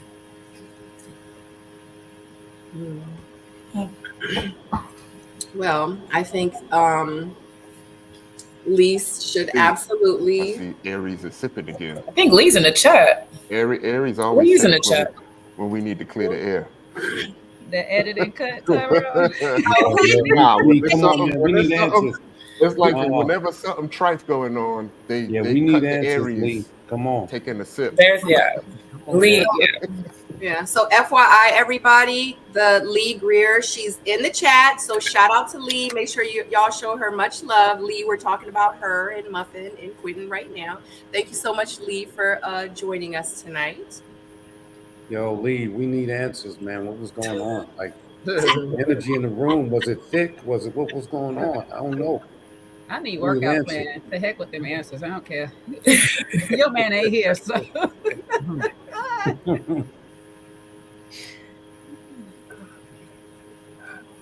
All right, so we got nothing. I mean, we don't want to ruin the show. We don't want to always harp down on production, but I will say editing is something serious. And they, I'm not even gonna say production, because production and editing is two different people. The people that we produce with, people who are with us every day, lighting, camera, action, are not the same people who edited the show. So there's two different groups of people. the editors don't know us. They weren't with us every day. They're watching it and they're making the best show they possibly can, but they don't know us. Production, they know us. They're the ones that are with us with wardrobe. They're the ones that are miking us up. They're the ones that are hearing us complain, whine, crying about who we want to really be on a date with. So it's two different groups of people. But I will say, as far as this scene, the women were always doing the choosing. So whatever energy you've seen from Q or whatever, like, you know, Lee doesn't have to be second to anybody, okay? So I'll just say that, editing. But Lee had her mind clear on this day of what she wants to do moving forward. Mm-hmm. Yeah, I think we saw I'm a not little saying bit that of as a that. friend, I'm saying that as facts. Yeah, we saw a little bit of that last week when he made that comment and like really dropped the ball. So it was kind of surprising to see them, you know, going through this again. I'm just mad that Lee isn't really making any connections. That's my thing. Yeah, I mean, like I would have never thought that. Well, Tommy trying to connect. I seen what you see? Some things in Lee. He ain't hiding from me. What you see, Ty? No, he went. I don't see anything. I wish. I don't see it on the show. That's what he meant. He sees something out the show. That's. Oh, see. Since he ain't here, I'm gonna speak for him. I'm gonna make the narrative for him. Look, and all Lee doing is laughing. Because it's funny. It's so funny. Lee. But yeah, no, I agree with Taurus Moon. I like Lee, but her man was not on the show. Yeah, I've been absolutely. Unfortunately for these ladies, a lot of y'all man is not on this show. That part. Right. And I mean, vice versa. I'm not gonna hate on the men and make it sound like they just trash men, but right, exactly, vice versa. Just the people's just not on the show, not this season. Well, I'm gonna hate on the men. Since y'all want to be friendly and stuff, I'm gonna hate on them. All their friends was on the show. They came on here to be friends. They didn't come here to get a woman or nothing. They did not bring their A games. They slipped, they fell and stumbled, and what they got, romances everywhere. No, the women, all of the women from A to Z, I don't care how much you like whomever, nobody stepped up to the plate this season. None of the men. As wonderful as how much I was rooting for Chris and Phil, they still could do better than what they've shown us. So, in all fairness, y'all can pull that equitable stuff, but that ain't it. All fair is not fair. Sierra, hey boo. Sierra's in the chat. Y'all give love to Sierra, not Sierra. She said classmates. And since Sierra here, I tell her too, your man ain't here either, sis. Because look, because I know that's a Louisiana girl, so I feel like we cousins too. He ain't here either. Yeah, I'm trying to learn everybody's names still. Oh my God, I know. Yeah, I know. You still trying to learn it. I mean, the fella. He's not watching the show. No, I'm watching the show. No, you're not. No, you're not. When I watch your season, I know everybody's name. No, you're not. You're not watching the show. No, it normally by episode 8, I get everybody's name, but yeah, I'm just like, wait, who? What? Oh, okay, that one. It's really the guys though, whose names I get confused with, to be honest.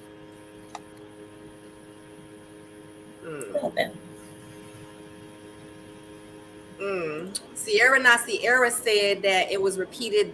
That was repeated after every episode. What's that? They asking, "What's that, Sierra Nasiera?" Ari said, "Hey, Sierra Nasiera." I love her. Oh my God! Yeah, unfortunately, Lee. I just, I can honestly say that this season, it was a great group of women. For me, my opinion. Like y'all were solid. Y'all came in like looking for love. Like y'all seemed serious. And Mhm. this group of men, it just was like it was a handful of them where I was like, he real, he weird. Like Marie, I feel like he's real. Like I feel like he is really looking for love. And there was a few of them, but a lot of them I was like, and it's crazy because on some seasons it's opposite. You know what I mean? That's just my opinion. But yeah, the women on this season, yeah, y'all are solid. Hey, Seaway. I feel like I just feel like the storylines, they, you know, however they wrote it this season, the way that they did it is off, and they're shoving everybody in a position and they're making them be the character. And so organically, folks aren't being shown organically, and they're taking these moments to sort of slot them down in that in the storyline and saying, okay, here go you're this person, here go you're that person, here go your lover boy. This is the girl that we want to do this. This is your whack job. This is your sex monster. This. You know what I mean? So yeah, I think The sex monster. they just they messing the whole format up. And to be honest, like I talked to other people, and they're mad because they're like, we don't like what they're doing for this season. Like it, you have to understand, when I watched Houston season, I thought it was great. When I watched my season, I was pissed off because I was looking for this Houston vibe. And Yeah. so they changed the format when it came over to us, and then they sort of did the same thing to Miami, and they're deviating instead of just getting back to, what made the show work, which I thought, the Houston vibes was more organic and not, contrived scenarios. It just feels like y'all cast is being held captive against y'all will. Oh my God. not blink twice. Right. Oh wow, Sierra says that she was not allowed to self-eliminate. Sierra. Welcome to my world, Sierra. We weren't gonna let you go, Sierra. That's why. You were hilarious. We didn't want you to go. Moving forward. Sorry. Okay. Anything else you guys want to say about Muffin and Quentin and Lee? How messy. We ain't even do nothing.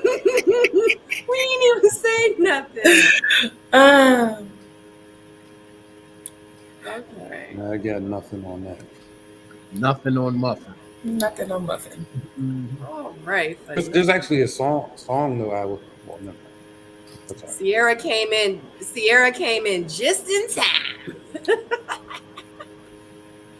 All right. So next scene we have Sierra and her BFFs, Delton and Olivia. They meet with Marie and Herbert. Marie is pretty much ready for marriage. He like, I see her as being fun, but at the end of the day, like I see her. You know what I'm saying? Herbert is pretty much just ready to have fun. Yeah, like he not really ready to love. He just ready to have fun. And but he want to have fun. He want to just do it on the way to marriage, but he definitely wants to have fun. Marie is husband material, and Herbert is just here for fun. Pretty much that's what Sierra friends get from the date. What do you guys, or what did you guys get from that date? Well, what I got. Go ahead, Pio. No, you go. I'm gonna keep it very short and brief, and let you have it. Shout out to Sierra for playing along. Good job. I just felt like, it just seems like they told her, we're going to send these two dudes over, and you sit down and you talk to them, and then they showed up, and she's like, oh, wasn't expecting y'all, but let's run it. That's kind of the vibe I got. Well, I'm gonna speak on like what you said on Sabrina about like Marie, like he's ready for love, and some people enjoy him. It felt like he was on that what we call it, that cleanup tour. It felt like he kind of dimmed things down, and he got real Like job interview, politically correct answering, so it can sound good. Just like, oh yeah, that's a good answer, but is that really you? I didn't feel it was authentic the way he was speaking, and I thought it was good that Sierra recognized that yes, Herbie and her have sexual chemistry or connection, but that's not really what she wants to do to move forward. So, that's it for me. We on mute? Okay. I just got it real quick. I think I said it last week. Sierra sees through the BS, real quick. And I feel like she figured it out weeks ago. And at this point, just kind of having fun with it.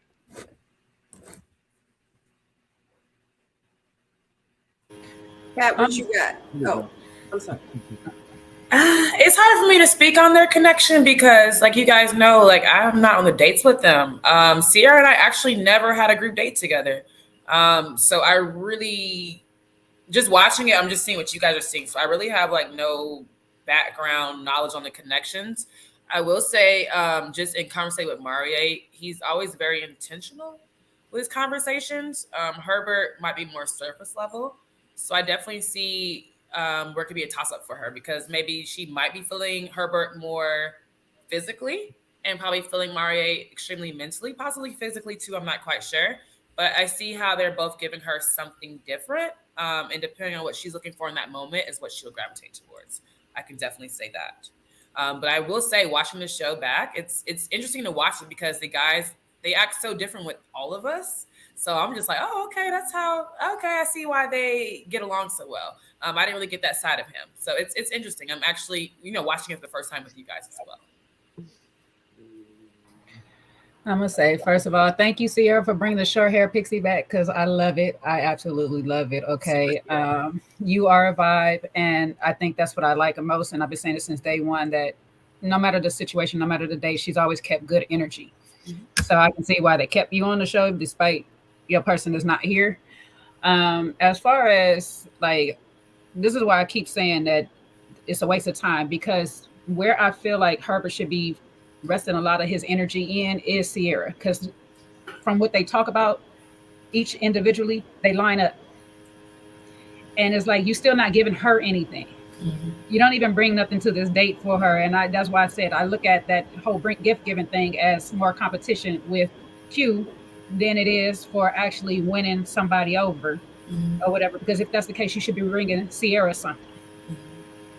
Mario has been very good at answering questions no matter who it is. Mm-hmm. And I'm not going to say he's not deep and he doesn't get deep with people. And that's probably why he's able to answer questions with a lot of people because he's actually listening to them when they speak or whatnot.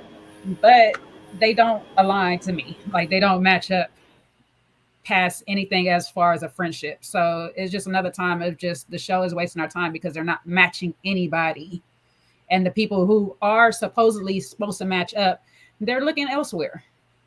Or they're doing other things. I don't know what a whole bunch of people is in this for, but that's why I don't feel like nobody's actually being intentional with anything because you're not, what are y'all main things that you're looking for? What is your deal breakers? What is your number one priorities? What's your needs, your goals in life? And if those people line up, then you should give those people a fair shot.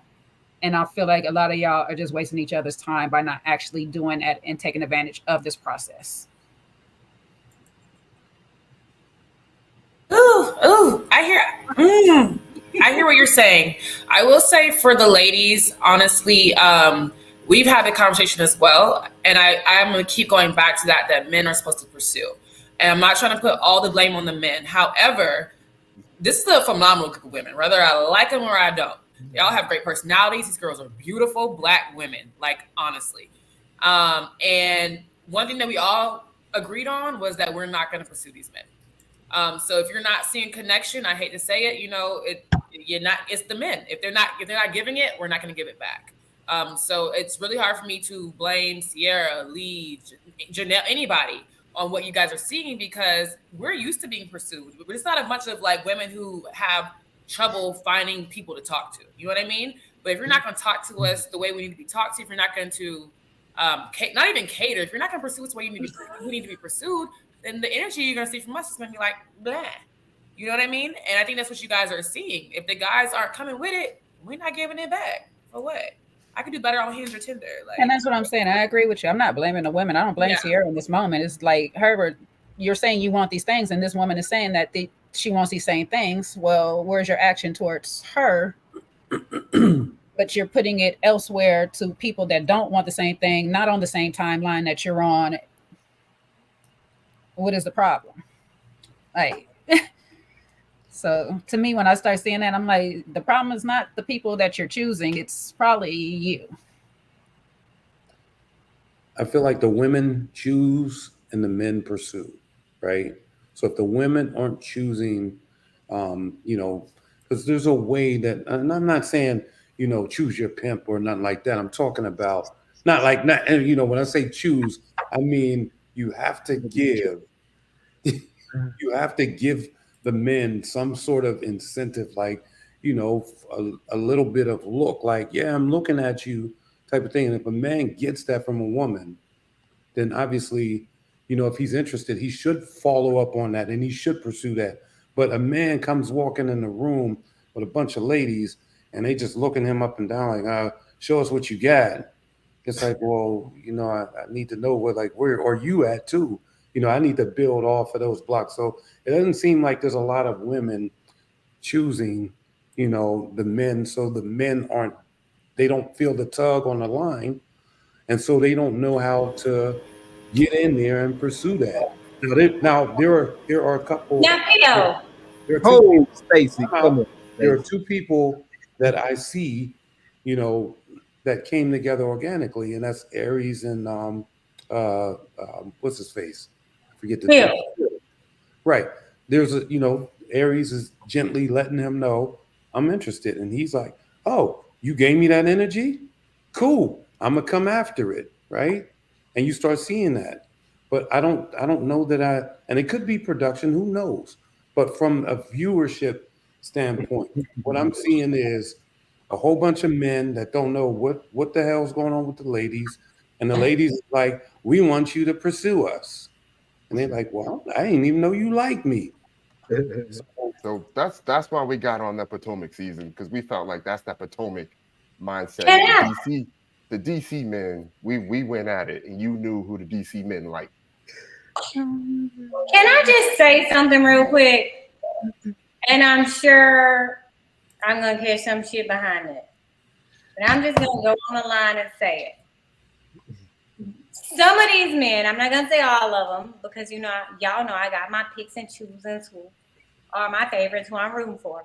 But let's say the majority, I ain't even gonna say some, the majority of them are giving, I've never had this much attention in my life, and now I'm gassed up, and now I'm acting like I'm the prize amongst these prized women.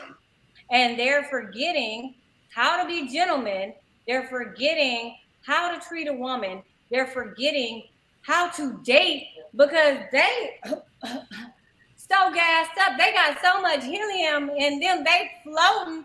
Well, baby, let me tell you something. In most situations, baby, you couldn't even rise to the occasion, and you think you floating over here. They forgetting how to treat these Dallas women. They're forgetting to make these women feel like queens and women and girls, like just the part of being a girl. They're not giving any of these. I have not seen any woman other than Aries for a quick second, like a kiss second, looking like they actually feel the tingles and the butterflies and moving from their soul to their cuckoo. Y'all know what I'm talking about. These men are not giving gentlemen. They're not giving prince. They're not giving king. They're giving, oh my gosh, I've never had so many pretty women after me. Well, we in a bubble. We in a bubble here. We don't have nobody else to go after but y'all. And we trying to figure this out, because maybe in our real life, we've been doing stuff wrong. So we're going to give y'all who we would never even be, we would never even be attracted to, we would never even be in the same room with, opportunities, because maybe we doing stuff wrong. So let me revisit me. Let me take a step back. Let me humble myself, and let me try to do things differently. But when the women are humbling themselves, these men, helium. And what helium do? Get to the sky and pop. And we saying Pop goes the damn weasel right now, because all of them are weaseling right now, and they don't deserve none of it. And I'm done. And she's done. All right, well, P.O., I'm gonna applaud you for putting it out there. I got what you were saying. You know, you just speaking on reciprocity. You know, I come from the same place. You know, we do have to, for me, the women choose the men. Now, you can put it out there and you can go on those feelers, like you said, that energy. But, you know, I can want a woman all day, but she got to choose me. You know, so I get that. Meaning she put something out there, like you said, put that line out there, and then you proceed from there. We do need something. Like I said, unless we just snatching them up and, you know, conquering them, throwing them over our shoulder, and you coming with me. Like P.O. said, if I buy you something, you mine till I gift run out. So I like it, P.O. I'm done. I don't understand it. I don't get it. I don't understand what you guys are saying, honestly. I like to be like real scenario because this is how I treat the process. So you're saying that you two gentlemen here, we meet somewhere at a lounge. What exactly do you need to give you to pursue me? Okay. So a smile, maybe a little glance, but what exactly are you needing? No, I could be interested in you, and I can walk over and say, "Hey, how you doing this evening?" Right? And you could say, "I'm all right," and turn to your girls. That's like, okay, I'm not feeling that energy. But if you say, "I'm doing good, how about you?" and you're inviting, then it's like, okay, she's engaging. So if you're engaged and you know that conversation and things like that happen organically, then yeah, you build on that. But some women, you know, they won't give that energy like that. I'm open to, you know, seeing what you're about, and you know they get closed off, and then men just go the other way. Okay, I ain't messing with that. It ain't there. I'm cool. I'm out. Wait, so where are you seeing that from the women? Because I haven't seen that from the women. I feel like we came in very talkative, very smiley, very bubbly. So are you seeing that we weren't giving? I saw girls giving hints left and right. Like we're all saying, you don't text, you don't call, you don't hear from. Like yeah, but see, that's the part that even be saying. Exactly. That would say that to a man. Exactly. So, but this is the part exactly that makes it confusing for the viewer, because all of a sudden y'all talking about these dudes ain't calling or whatever, and I'm like, damn, I didn't even know they had a connection. Where'd that come from? Well, that doesn't matter. So when we're seeing that from the viewer side, yeah, we don't see, you know, what you guys really did. I mean, we know from being on the show, I know what it is, but like the viewer side, we don't see those other building blocks. So the only thing we see is the final result, which is y'all are sitting there and you wondering why he ain't checking for you. We're not wondering. We're not wondering. No one ever wondered. We just called it out there. No. Wasn't a wonder. Prime example. Kat was a curveball. She came in looking good, looking like she smelled good. She came in her soft girl. She came in exuding feminism. She gave everybody, she came in the middle. She gave everyone an opportunity. Everyone that we saw her speaking to, she was open to, she was welcoming, she was listening. And then after that, all they said was, oh my God, she's fine. Oh, she a baddie. But other than complimenting her for how she looked, what did they do to show their interest in her? Because we didn't see it. All they did was talk a big, pretty game and didn't bring none to the table. But the way they talked, Kat walked in and she was the table. So what you putting on the table, sir? Not a damn thing. Not a gas card, not a chicken wang, not no $7 Ozarka water at HEB. Let me tell you something. We can talk as much as we want to talk, but y'all men are always caught up in this red pill, whatever pill stuff. And we're seeing in the Dallas Ready to Love, season of Ready to Love, where the men are forcing women to be in their masculine hunter-gatherers. They have stripped women away of being feminine and being in their ultimate women vibes, and they're expecting them to do all the work. And it's some bullshit. No, I don't think that, I mean, to be honest, I don't know exactly how they're, you know, everything played out on their dates. I don't know that. I know what I saw, right? And so they do a good job at showing us who they want us to think is attracted to one or the other, and then they show who really has a connection behind the scenes, and they create this sort of space where we as the viewers are wondering how this happened. And why does she have this energy, or why does he have this energy? And we don't see that. I haven't seen any of it. So that's why I said, when I look at this, I'm totally confused by what connections is what, who's where, and whatever. There's just one connection that I can truly follow, which is Aries and Phil. Other than that, I don't know what the hell is going on. I mean, they showed Marvin, the dungeon dude or whatever, kissing the what's her name? What was her name? The girl that he kissed, Unique. Unique, yeah. So they showed them two kiss, and then right after that, they were like salty. So it's like, what the heck? Like, why? It just didn't make sense. It doesn't make, you know what I mean? And so then they broke up right after they got together, kind of, in terms of a connection. It was just weird. And so that's what the whole show looks like. You know what? I can attest to that. And I've always said, I feel like the show would be so much better if everyone was stuck in a house together. Because the problem is there's so many conversations and text messages that go unseen. We don't know what happened after that kiss. Maybe they had a conversation and realized they weren't compatible. I don't even know. You know what I mean? And I feel like, I don't know. I feel like we need to be stuck in a house a lot longer. Because you'll notice from the mansion mixture, you start to really understand what's going on. You get to see the dynamic of everyone. But this is like, it's so off and on. Have a date, bye, see you in a week or two. And secondly, a lot of times, like, we were campaigning for dates with each other that we weren't able to get. I feel like you guys all saw, like, Chris and I had an amazing first date.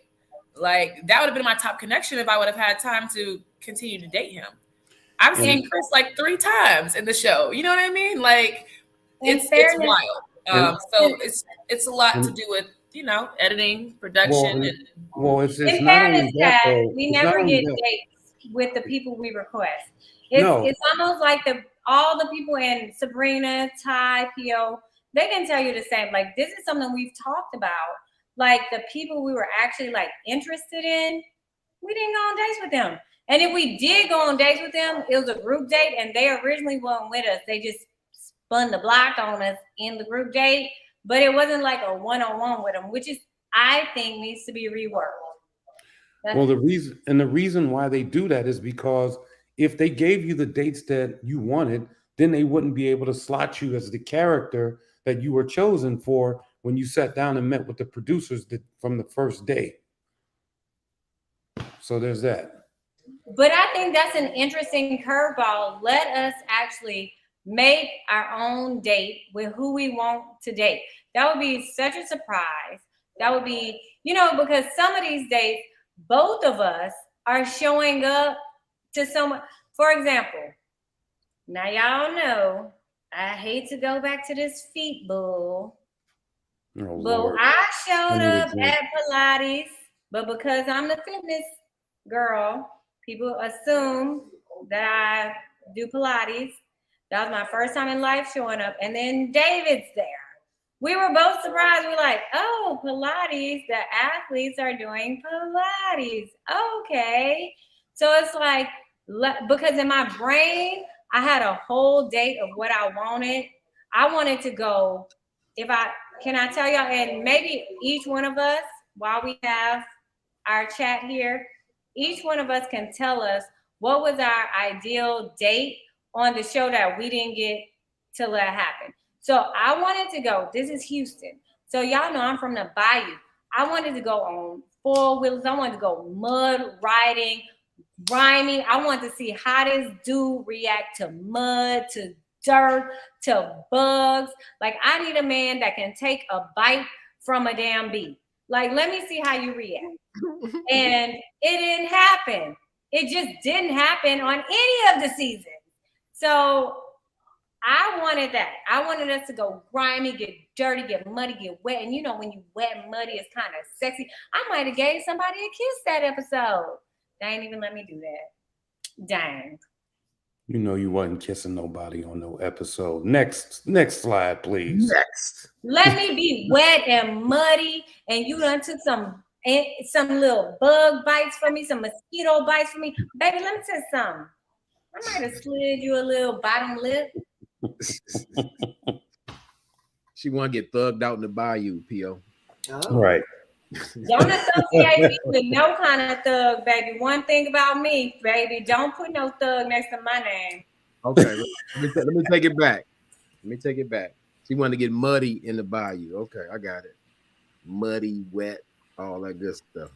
Muddy with my connection wasn't there. But if he would have been there, we could get wet, muddy, sloppy, dirty, and I would have gave him a little bit of this bottom lip. What they need to do is just have a whole nother batch of men at the ready. So if you're afraid to approach and you get turned off by her response, or you need some reason, to keep it going and let a woman know you actually like her, or you showing up to the set underwhelmed, having attitudes all at the brunch and stuff, then you need to go home. I like that. Yeah. I like that. I think the problem is, though, they don't get enough men to apply for the show because men aren't on their own watching it. And so they have to go grab men and, pull them in. So there's that. Yeah. Yeah. Your season really frustrated me, especially after going through it. Your season really frustrated me. I felt like the men wasted a lot of time. Well, you mean my season? Waiting for the women to show them something. And the women is like, he need to show me something. And the men's like, she need to show me something. And you right, Ty. It's week 7. Paul, with the exception of you and maybe some others, which their names are not coming to my memory. So I guess they're not memorable. The men, like I remember being here commenting on the men on your season. I was like, they all Jenny women. Like everybody, we got a whole cast of damsels in distress. Wait,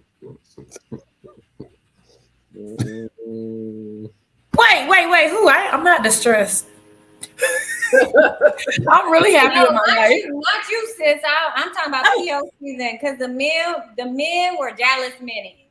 Everyone's damsels here.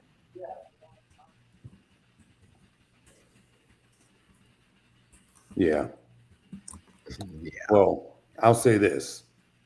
There was probably about 5 to 6 men who were intentional from my season. I don't know, what you guys saw, but there were about 5 or 6 men who, whose lives were turned upside down by the show. So there's that. And that's good. That's more than 50%.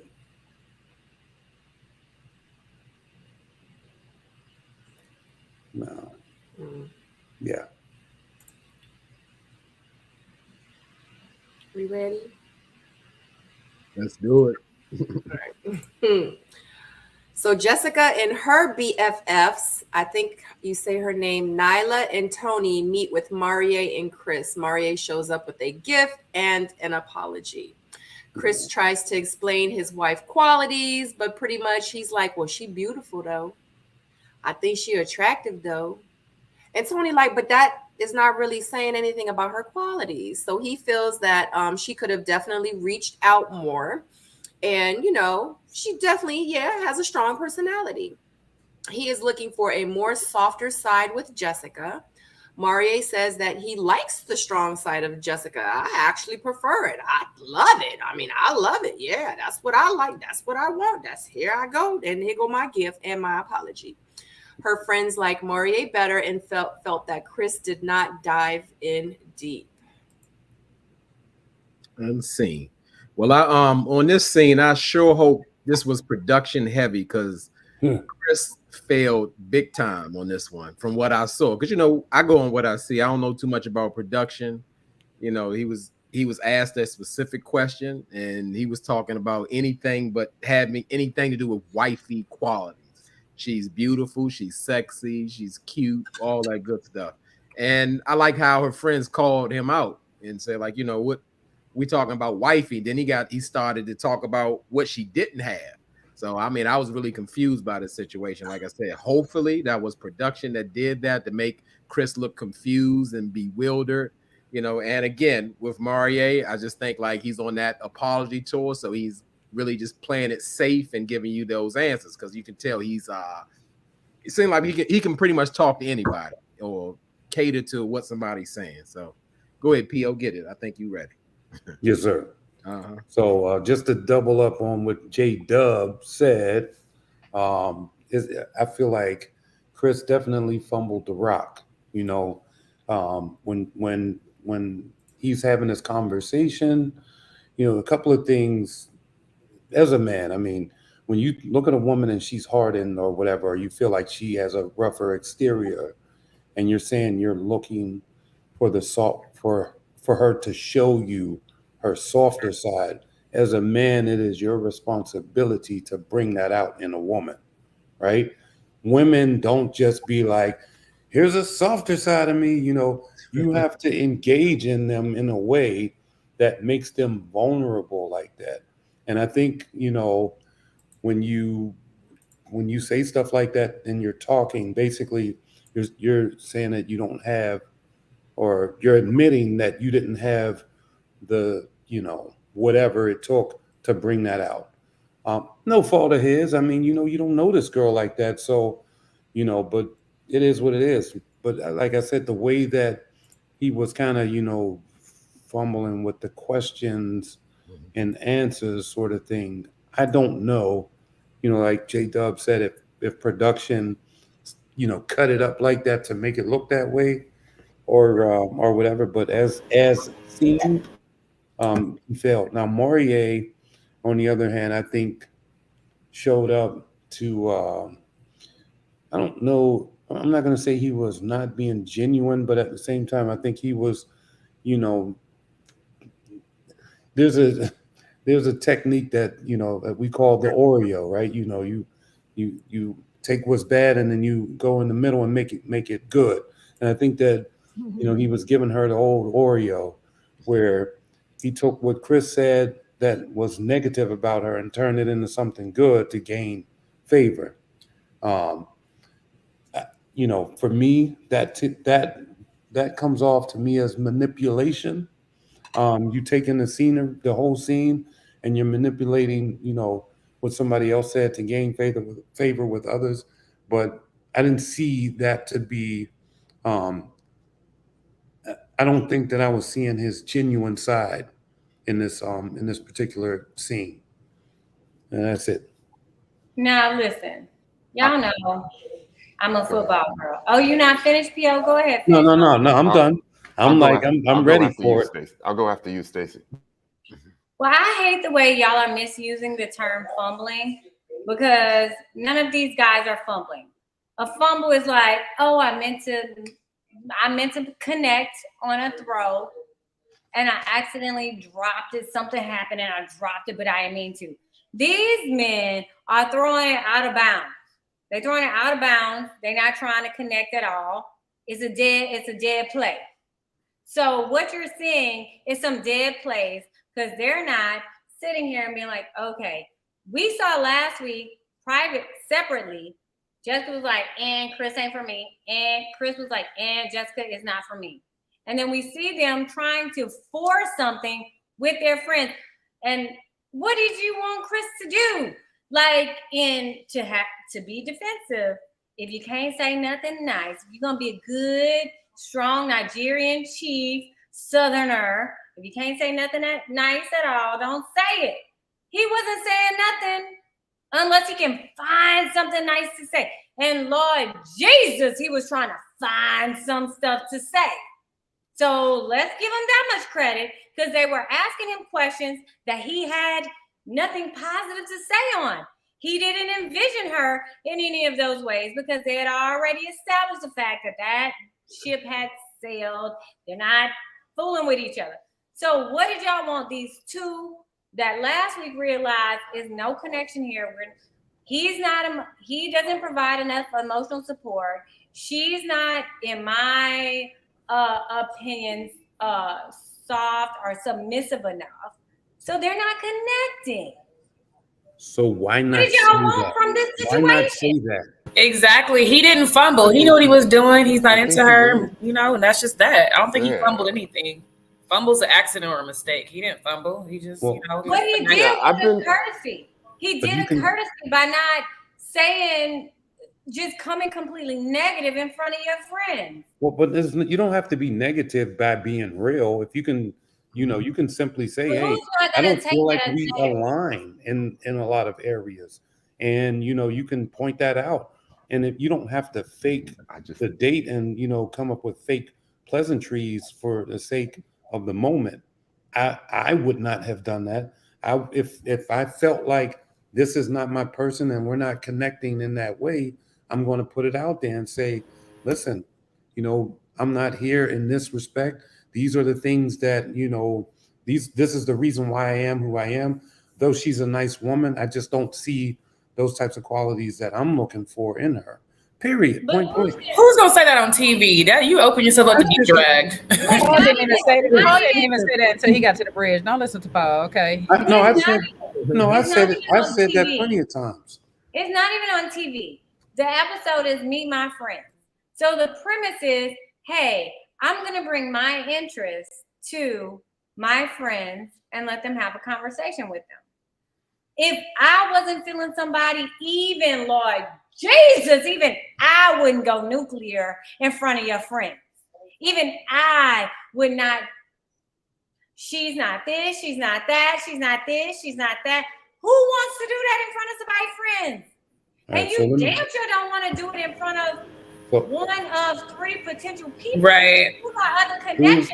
And so you still gotta go. They still gotta go to the lounge and talk about you. So who wants to give somebody ammunition to kill whatever other connection they got by saying he's a mean guy, he embarrassed me, he's rude, he's this, he's that, and the third? Come on. Stacy's on point with that. Exactly.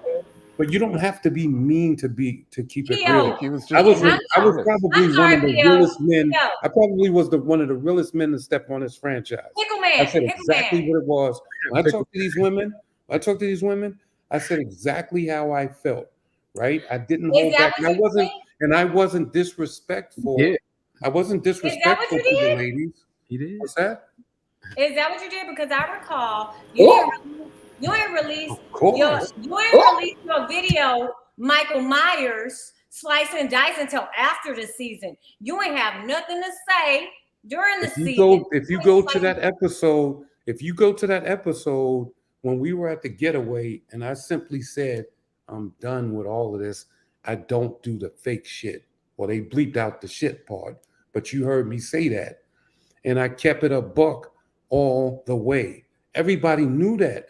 When I was on a date with Precious, I kept it a buck. When they, when it was supposed to be a quote unquote bubble date, I was like, man, F that.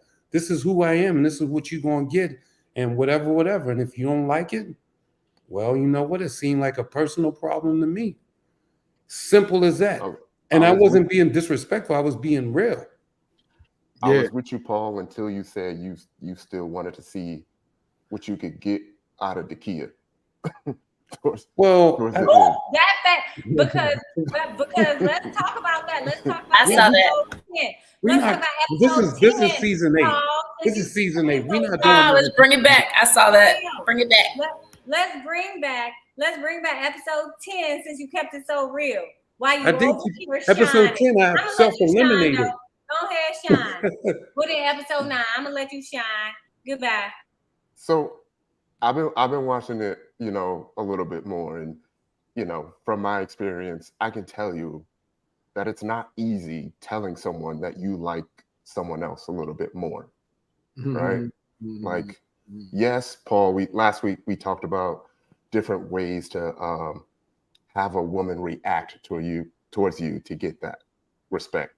But it's hard enough battling the world. You shouldn't have to keep battling your woman every day too. And for the last 3 or 4 weeks, he's literally been telling us what he needs from her, right? And he's obviously still not getting it.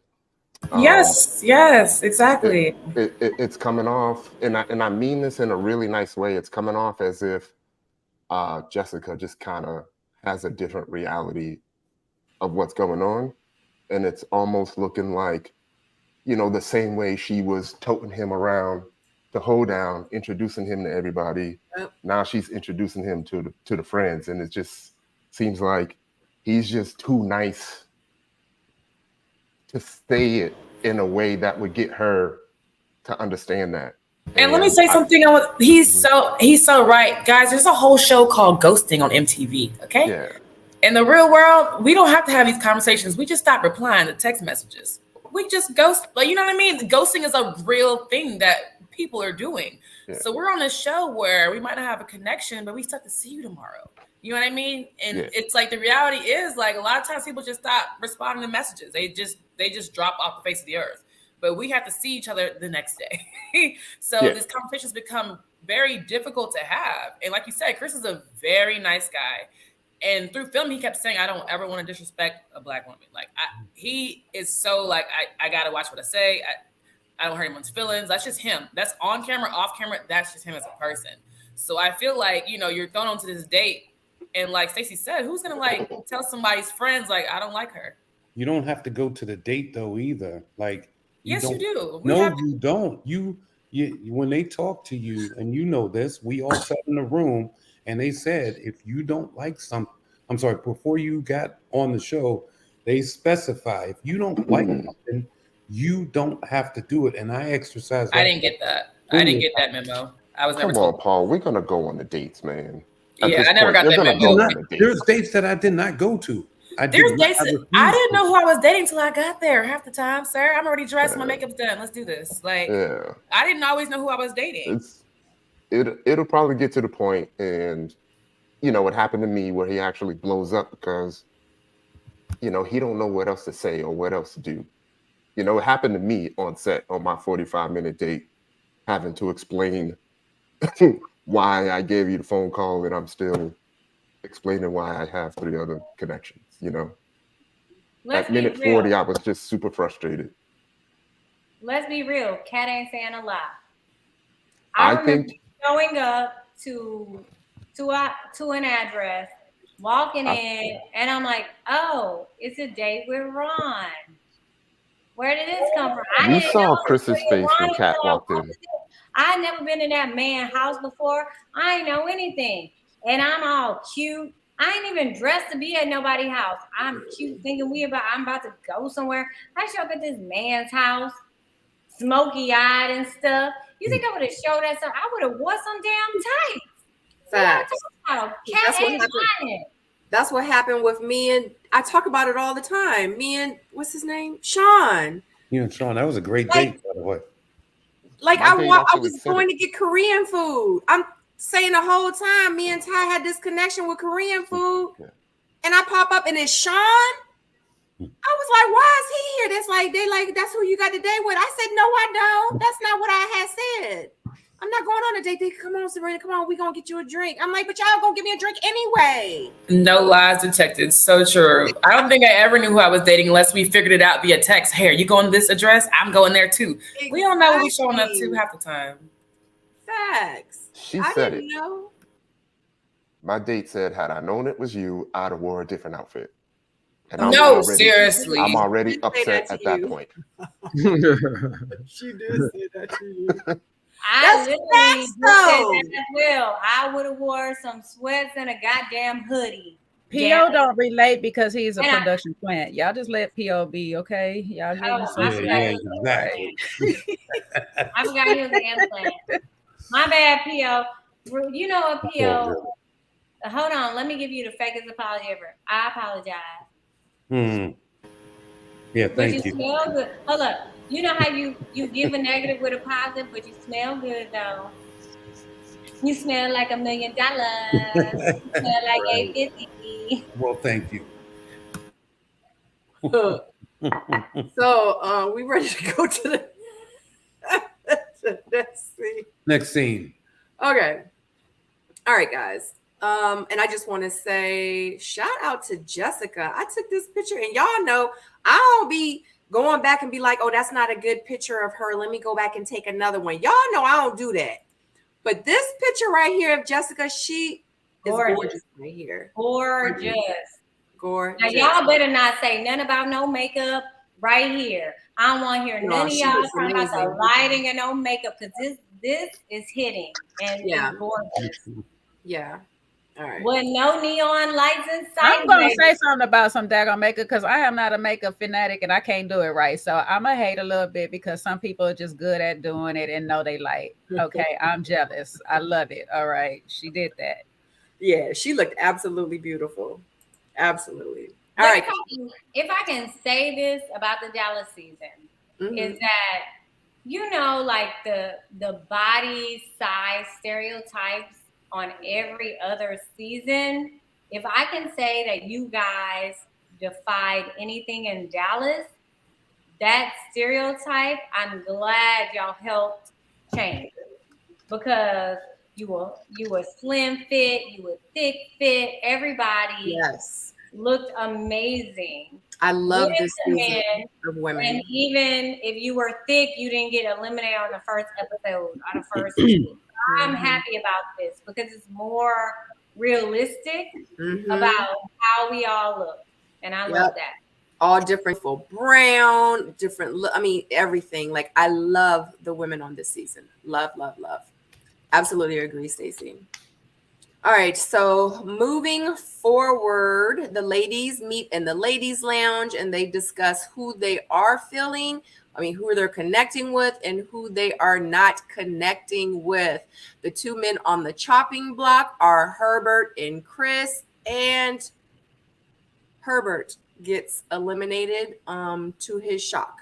Yes, it wasn't my shock, but yes, he was very shocked that he got eliminated. But wait, let's not, why you got this picture up? Look at Catton. Baby, hold up, Cat. You said, look at Cat. I wish I had about 4 more inches on myself so I can come in. I got some pictures of Cat. Everything would be a moo-moo on me, but I swear, if I could come to your closet, if I had like about 4 more inches in my knees, baby, let me tell you something. I'll tell you, give me all your hand-me-downs. Oh, Stacey, I love you. Look, I said Cat gonna be on the show with her. I said Cat is gonna be catting tonight. So I made sure I had a lot of pictures of Cat. There's that full glass of wine. That's like a laughing joke with me and Aries. I already knew it was gonna be some shit on this episode, so I was like, let me fill my glass up. Baby, you made your communion. All right, so y'all know I'm the little Catholic one on the panel. Girl, that's a full communion glass of wine, baby. You are coming to St. Agnes on Sunday with that glass of wine, baby. That's not even the 12-ounce pour. That's the 24-ounce. She said, I got the 3-hour glass ready. Y'all gonna have me here for hours. Like, do you want the 6 or the 9? She said, give me the 24. We're gonna wipe the top of the glass with our little napkin and pass it to the other corner, then wipe that corner and then pass the other corner. Baby, let me tell you, you got all the first 5 pews with that glass of wine. It was a running joke. They were like, damn, Cat. I'm like, I know y'all about to just do the most. I need to just self-medicate for this. It's been a long week, y'all. So we still got a whole last scene to talk about. So what did y'all have anything to say about what the women were saying about the men, about their connections, and about the people that they were not connecting with? Or we can jump right into Herbert's meeting and Chris's meeting. You know what I appreciate about this? That the ladies was really honest to their core who they picked. It wasn't just voting off people just because they're not their connections. They actually were picking their connections for some of the people to be voted off. So I actually did appreciate that, because it's like, if I'm not vibing with you, it's no point of kicking somebody else's connection off. I'm just gonna kick mine off. So, and it was a first for me to see that. Boy, they go leg of lamb. Yeah, leg of lamb. The legs out. You see That's that? when they walked in. Yeah, that leg, that one That leg. leg out. Yeah, that leg. Hey, now that leg look like a leg of lamb. I thought the lady looked great in the ladies' lounge. The only thing I thought about the first time they met, I didn't see Sierra look like she wasn't dressed up. I always expect a little bit more from her because she's a fashion designer. You know, when you see her in the jeans, because everybody was pretty much dressed. But I thought everybody looked great. Mm-hmm. They did look good. They always look good though. I got a question, Kat. Like the weather, was it hot? Was it cold? That's Was it warm? such a good question. Okay, we were still in the middle of winter-ish with Dallas. So some days it was like 50, and then you'd have like a really warm moment, and then it get really cold. So you'll see like some of us are in jackets. The weather was weird, but for the most part of filming, it was cold. Mm-hmm.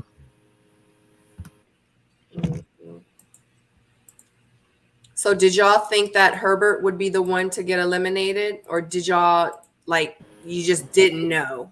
Honey, I thought this was me and Herbert's first solo date. I was like, yay, finally get to like have a date with Herbert. And it got to the point where they weren't telling us because they said that you guys all text so much. We don't want you guys hitting each other off anymore. So I really thought I was having like a solo date with Herbert. I had no idea it was elimination until it was like literally the second before it was time to start filming. I ain't gonna lie. I for sure thought Marie was going this week. Yeah. Yeah, Ty, you said that last week. You were like, Marie's out. Marie's out. He has no one left. But you know, production has a way of, you know, putting people in proxy for other people. Not You know, production, Paul. yeah. Production made unfortunately this time production made Herbert pay for Maurier's sins. And yeah. So Kat, okay. In the lounge, because you know, like we see an edited version. So in the lounge, in your opinion, which man had the most negative critiques? The go homes. The go home. So I think from the friend dates with Herbert, like hindsight 2020 at the time, I was like, why is Herbert going home? But I think the general consensus was that he was like a ladies' man. And I think that's what everyone's like friend kind of picked up. I thought Marie was gonna go home, not anything negative, but I thought everyone kind of had friends on Marie. So, and like Marie was no one's like super top. Maybe just because I can't remember at the time. So I thought Mario was going to go home. I thought Herbert would stick around for us to figure out, like, are you being a playboy or are you really looking to love? Because we all liked him. We just weren't sure about him.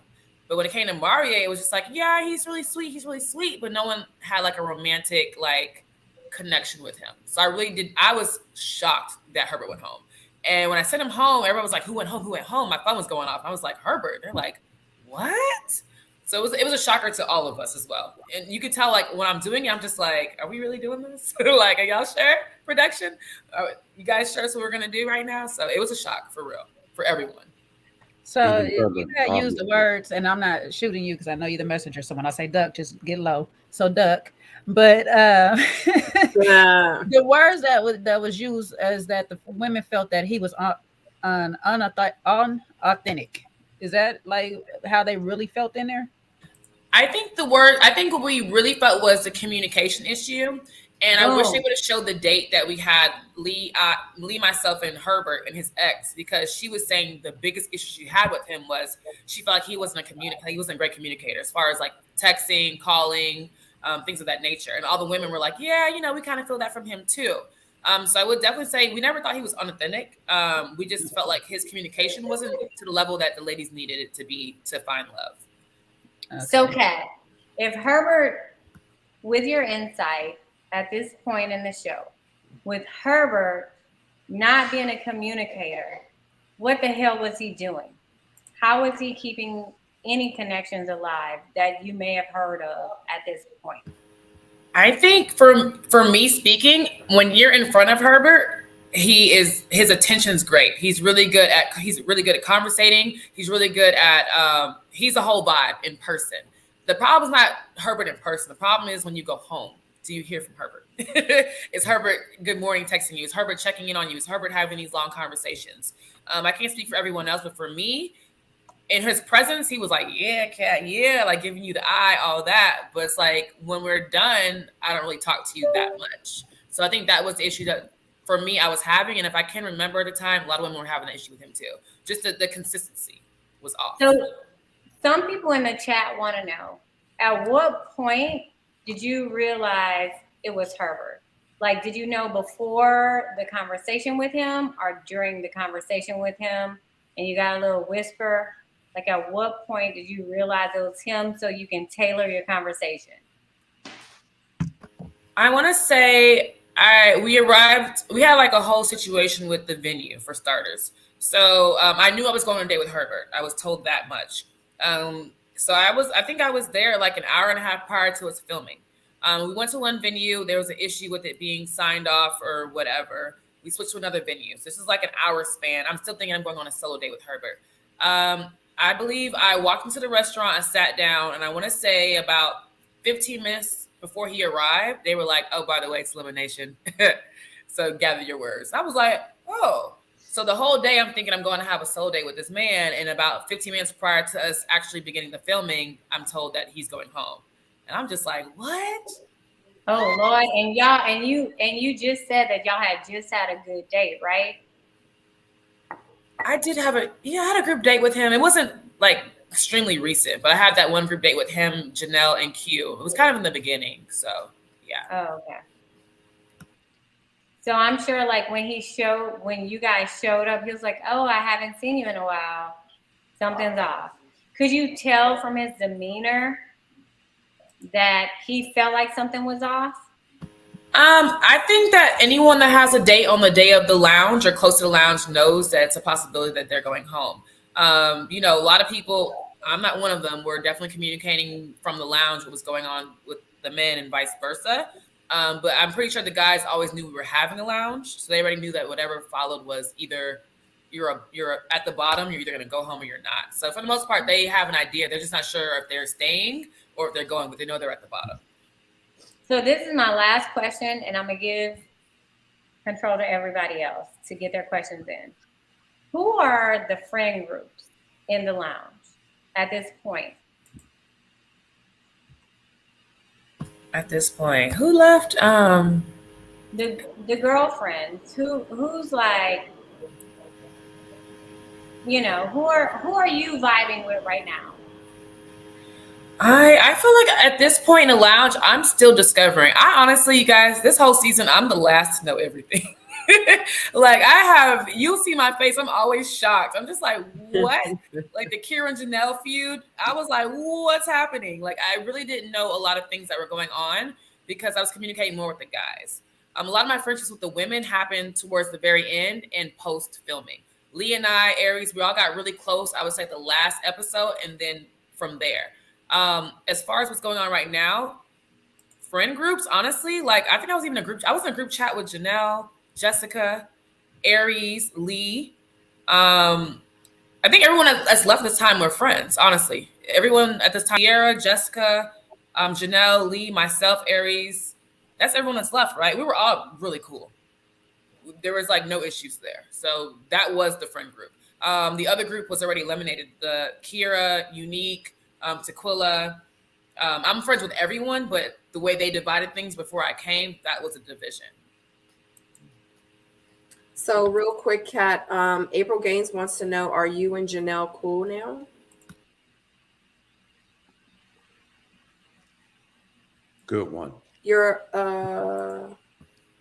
okay, you're mute now. Go ahead. Me personally, I don't have a direct issue with Janelle. I feel like there was never anything for us to really argue about. I don't appreciate how she's done a couple of things post-filming. But I'm the type of person, like, I address something and it's just done for me. I'm not a grudge holder. I'm just too busy with real life to feed into the drama and the BS. I definitely don't appreciate, the things that you guys have seen as far as the pulling up and coming to the home and putting me on IG Live and all that. But I can't say I don't appreciate it, but it's just not something that's at the forefront of my mind to really give a damn about. So you don't have to answer this. I lied. Well, I didn't lie because Sabrina asked a question. So what provoked that between the Janelle and you pull up? What are you able to share? Like what provocated that? I can, because it's really it's so simple that it's actually mind-boggling to a lot of people. We always call Janelle a firecracker all through the season. She's a firecracker, she says she's a firecracker, a little sassy firecracker. So it's always been like little remarks here and there, but never anything that was that deep for us to like have beef. We didn't have beef throughout the whole season. The issue that arose basically was, I believe the episode that I came on, they zoomed in on her face, kind of looking like, who is this girl? Editing, whatever. So from there, people on social media, Twitter, were like, oh, Janelle's envious of Kat, Janelle's this, Janelle's that, Janelle's that. So I think that Janelle, she like made a tweet, was like, oh no, we all welcome Kat with, open arms, yada, yada, yada, yada. And I tweeted back to her, I'm like, no, that's not really what happened. And for me saying, I was like, no, that's not what happened. That's Kat, meaning like, that's not how the story goes. From there, I woke up the next day to her just basically trying to drag me on the internet with a bunch of like lies. At that point, I'm just like, background on me, like I don't fight. I've never fought people. Like I got so much going on in my life. I'm never going to fight anybody at this big age. Right. Because wow. It was never my intention. It's not even part of my vocabulary. It's not part of who I am as a person. I've never put my hands on somebody before in my entire life, So I think with that, I was basically trying to let her know. I was like, I responded to her on the internet, which is not even how I move. And I basically told her, I was like, I've already given you your 5 minutes of attention. Like, if you're going to keep talking shit about me, say it to my face. Don't drag me on the internet on a public platform, And she just took it upon herself to go on live and do her hoorah, hoorah, hoorah, and come to my house, put my apartment on blast for the whole world to see. So she really pulled up. So that was your actual apartment that she pulled up to? She was in the vicinity of where I live. I'll put it that way, because I don't want anybody to be able to find me. She was in the vicinity of where I am. And for me, it was never my intention. It was never big enough for me to ever put my hands on you for anything. I'm not going to put my hands on another female over a reality show where we are beefing about a tweet, But, moving forward, I don't have any ill will to her. I don't hate her. I don't like what she did, but it is what it is. You know what I mean? That's just kind of how I move. That's, the Sagittarius in me is I deal with it and I just keep it pushing. But that's what happened. All right. Now that Stacy has given us the platform back. Thank you, Stacy. Shout out to that. Herbert leaving. Very unexpected. I didn't think that Chris would be leaving as well. So I thought, this is going to be pretty interesting. And the way that the energy shifted, I was like, oh, they about to send Chris home. Because they built that, that sort of thing up. And then, when you said, you're not ready to love, I was like, oh, okay. And he was shocked. I was shocked. You probably was shocked. The world was shocked. I mean, it is what it is. But yeah, I thought it would be Maury for sure. The end. Okay, Kat. Oh, So we know who left, all that. So we have Maury telling us he joined us one day, and Aries joined us as well. What was the reunion experience like for you? Y'all say what's up to my son. Hey, son. He's not my man. He's my son. No worries. Don't think y'all getting a little peek of my boo. Yeah, I mean that's my boo boo. Gave birth to him. So no. As far as reunion is concerned, I feel like I have to come back and talk to you guys about that because we're so far away and anything I say will ruin the show for you, I feel. My experience, I had a blast. Well, let me preface it with this before, just to give you like what we heard. So we heard it was super intense. That's what we heard. We heard it was like a whole lot. So I'm not sure if that's what you got from it. So I was just curious as to like your take of it. It's a great reunion. I feel like they covered a lot of bases. Me personally, I had a blast. That's all I can say. I had fun. I enjoyed meeting like the castmates I didn't have a chance to film with. Like I met Habibi, love Habibi. Y'all know public opinion, whatever. Met Habibi. I got to meet Taquilla, Leanne. Like for me, it was just like a family reunion. Like, oh my God, guys, I miss you guys so much. You know, of course, there's this drama, you know, but I had a great time. But I'm always having a good time. I'm always laughing. I'm always giggling. Like no matter what tension's going on around me, I'm here to have a good time. So I'm sure everyone's experience is different. As we get closer to it, I can talk more about it. But Kat had a blast. So when you made it to the end, where did they film the bridge at? Who made it to the end? You. Well, I'm so glad. Nice try. Nice try, Paul. You your pivot, Kat. Thank you, boo. Thank you. But hey, while you're here, since let's deflect. I'm gonna deflect for you. So while we're here, like your credentials were questioned in some of the beef that we saw on the internet. Why don't you tell us like what you do, what you got going on right now? For sure. I'm a registered nurse of 6 years. My background is emergency medicine. I've been an ER nurse. I work in pre-op, post-op. I've done psych. I've done a lot of psych nursing.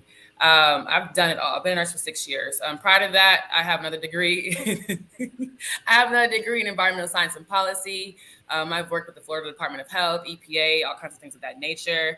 I have a cosmetology license. Baby, I do it all. I own and operate my own med spa in Arizona. Like that's, everybody knows that. Yeah, you know, whatever you see your ops say is just hate, in all honesty. And everything that I'm saying, my credentials are online. I'm a nurse. I mean, you can look up my license number, period. Yeah. And one more thing, not to interrupt you, don't give them too much because you will be on the missing link very, very soon talking about all your amazing jobs and everything else. So you guys need to tune into that coming soon. Yes.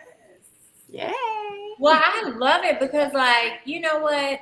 It's not like, so like in my story, my journey, you know, like I had problems having kids.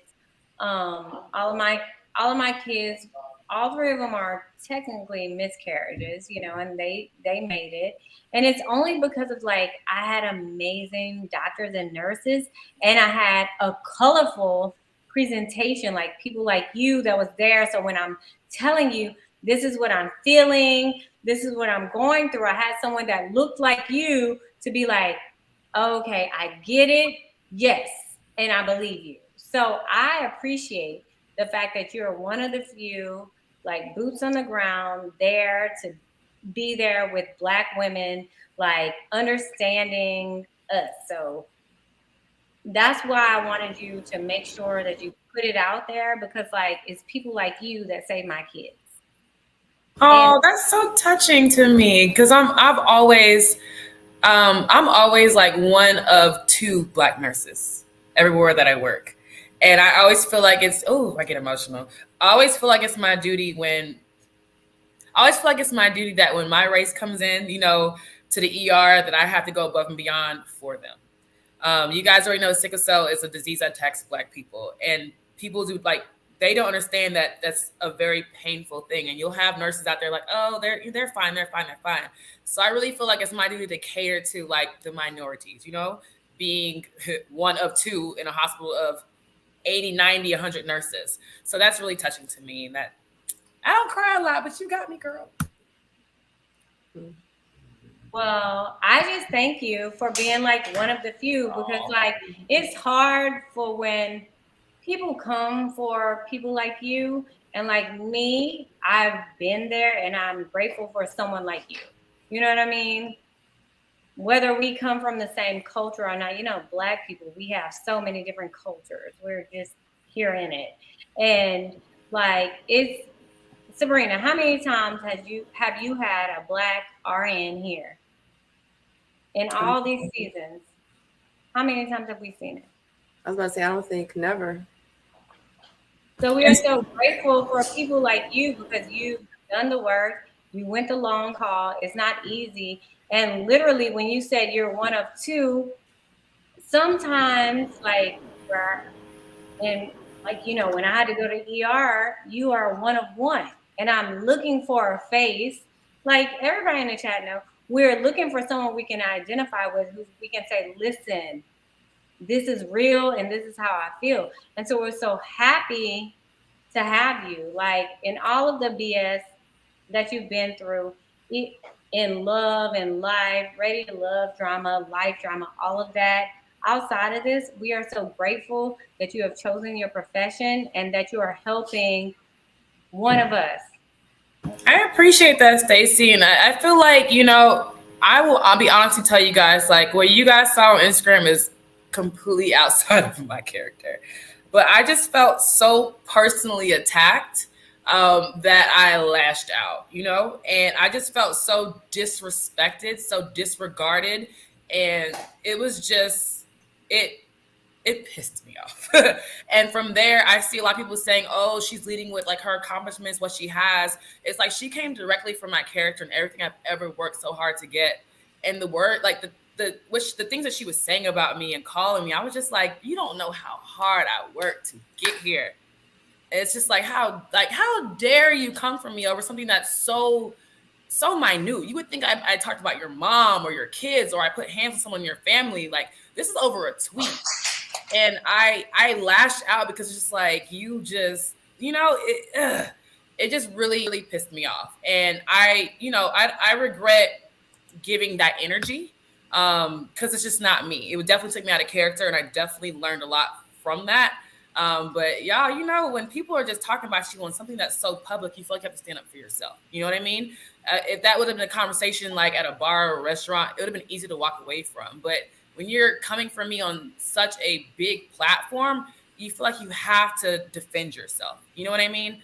Hindsight 2020, I would have just ignored her as I am continuing to do now. But I just want you guys to know that's a moment for me that I'm not necessarily proud of. But I feel like it had to be done at the same time. If that makes any sense. In all honesty, Kat, we never saw you like from what I saw. I never saw you leading with like your accomplishments and your achievements. And I'll just say this too, because like a lot of people try to downplay like nurses or physicians in the cosmetic field. But I mean, we've just seen like Jackie O pass away. Like we've seen all these instances of cosmetic issues gone wrong. And that's even important. So I just feel like we can't diminish like our presence in these spaces. And you're literally one of the few. And so I'm glad you were here to like speak on that and highlight that, because I've never heard you speak on that level to like what you do and who you are. And I'm happy that you had that opportunity. Oh, thank you, Stacey. All right, guys, I think we're going to go ahead and try to wrap this up. Thank you so much, Stacey. That was beautiful. Thank you so much, Kat, for opening up to us. I can't wait to sit and have you in front of me and sit and talk about all these amazing things. And this is just a brief summary. So we're going to dig deep into it when you come on the missing link, because I'm so excited to like hear your story. And Stacey, I think you were saying nurses as in like women nurses, because I know Anthony is a nurse. Not sure exactly what kind of nurse, but I know women nurses. I think you're the first one that I can remember. But anyway, well, just in fairness, I think in fairness and to give him his flowers too, we had Anthony here. I believe he's an anesthesiologist, which is also amazing in itself. But it's like, and how often do we see this? You know, that's amazing, and we're happy for you. We're happy for him. We're glad to have y'all because we need you. Absolutely. Yep. He is a nurse practitioner. That's right. But either way, yeah, shout out to you guys because we love Anthony over here too. All right, guys. So we're going to go ahead and wrap this up. I'm so glad that we are under the 3-hour mark. I know that we could keep going and going and going. This was such an amazing live tonight. Thank you so much. Thank you, Kat, for joining us. Thank you to my panelists. Thank you to everyone in the chat. Y'all were amazing in the chat. Yes, a lot of people enjoyed this panel. So I want you guys to go around the room and introduce yourselves. Let them know where they can find you on socials and if you're working on any projects. What's up, everybody? Tyrone E. Wilson. You can catch me at Ty Wilson 21 everywhere. Always a pleasure being on the panel. Kat, welcome to the family. It was wonderful having you. By my count, I think we're at 4 men and 6 women, so it's going to be interesting. And I am working on a few projects. The one that I'm doing this week is how I met my biological father in my family. So it's the segue to crushing the daddy issues segment that we're going to do pretty soon. Other than that, see y'all either at the next panel or if y'all come to DC on the 9th, I'll see y'all. That's all I got. All right, Jay. I'm just waiting for my invite to Ty's panel, you know what I'm saying? But that's another story. Oh, yeah. In a few weeks. He only likes to invite the guys, Jay. I know, but I don't have daddy issues, so that's the problem. I got great daddy experiences. We like to crash and stuff, but we're never invited. I know. You know, I sneaks in. Come through. Anyways. We're going to talk, we're talking generational wealth this Wednesday. Y'all all welcome. So you're going to keep me out by talking about money I don't have. Okay. So no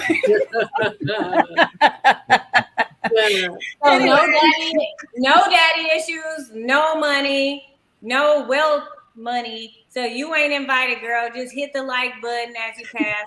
I'll be there in the chat. Anyways, hey, it's your girl Jay from Another Round. You can follow me on IG, Another Round _JS, or you can follow me here on YouTube, all one word, Another Round JS. I will be coming back. I am finally done with my summer activities, so I'm gonna start posting some of all the stuff I've been doing all summer, and I'm got to get back to work. So I'll be back on Saturdays and some Mondays. Since Sabrina done stole my Mondays, this is why I got to stay consistent because my days get stolen so easily. But no, we'll be back here on another panel, and you can always find me on Little Black Book over there as well. So. All right, Katarina. Well, first, I want to say thank you guys for having me. I have honestly been super nervous about coming on anything. It's just been so much going on, and I just wasn't ready to talk. So I really do appreciate you, Sabrina, for reaching out and creating a safe space where I felt comfortable. Oh yeah, I'm such an emotional ass baby. I'm so sorry. I felt so comfortable coming on this with you, and this is my first time speaking outside of filming. So I really appreciate you. You guys were awesome. You guys didn't grill me too hard. Super welcoming and loving. I am overwhelmed with I'm just happy, honestly. And I feel like you guys really this allowed people to see my real personality off of, cameras or whatever. Yeah. Other than that, I am just working on keeping people alive. You can find me on Instagram at Island Barbie Doll. That's pretty much it, really. Yeah. Thank you. J-Dub. What's up, YouTube world? It's your boy J-Dub, the #1 commenter. So right now, I do have a YouTube channel doing reviews on reality shows, but pretty much now I've just been working on the panel and looking forward to getting some new seasons for some new material so I can review it. I'm done. Stacey B. Now, y'all know the way my adult ADD works out. Y'all got to hit me up on Instagram because I need to get my life together. So y'all know it's Stacey with a CY because y'all be spelling my name with an E and I don't be getting y'all messages. So don't be mad at me because y'all don't be hitting the right Stacey B up. But y'all know, hit me up on Instagram. And I just wanna throw something out there. So a few of us on the panel have been thinking about doing a love cruise. our love trip. Let us know if you're interested in joining us. If y'all are interested in joining our live panel there, and give us some ideas on where y'all want to go. So we're planning some big Any tropical island. Yes. I love it. I love it. Like Tom Joyner, he retired. So we are taking the flame. So let us know, and we're going to make something shake. Sounds good. Did you tell them where they could find you? Stacy, STACY _BEEE. 3 E's. Remember, got 3 kids. All the B's. E's. So hit me up there. Let me know your ideas, and let's make it shake. Let's think about spring breakage, because I'm gonna leave my kids at home, because who cares about them? P.O.? Yeah. So I'd just like to welcome Kat to the Ready to Love alumni. Hopefully your experience will end up good for you. And, next season, you'll be sitting here, putting the pressure on the other folks. Other than that, P.O. 100 sightings. Good night. All right, guys. Thank you so much for watching tonight. We got almost to 600 viewers, watchers in the chat. Shout out to you guys.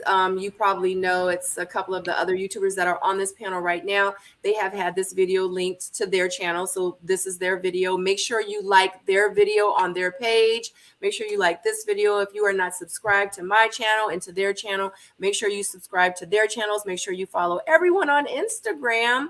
And we love you guys so much. And I always say, without you guys, there is no us. Anyway, love you so much. See you on Friday for the live reaction watch party.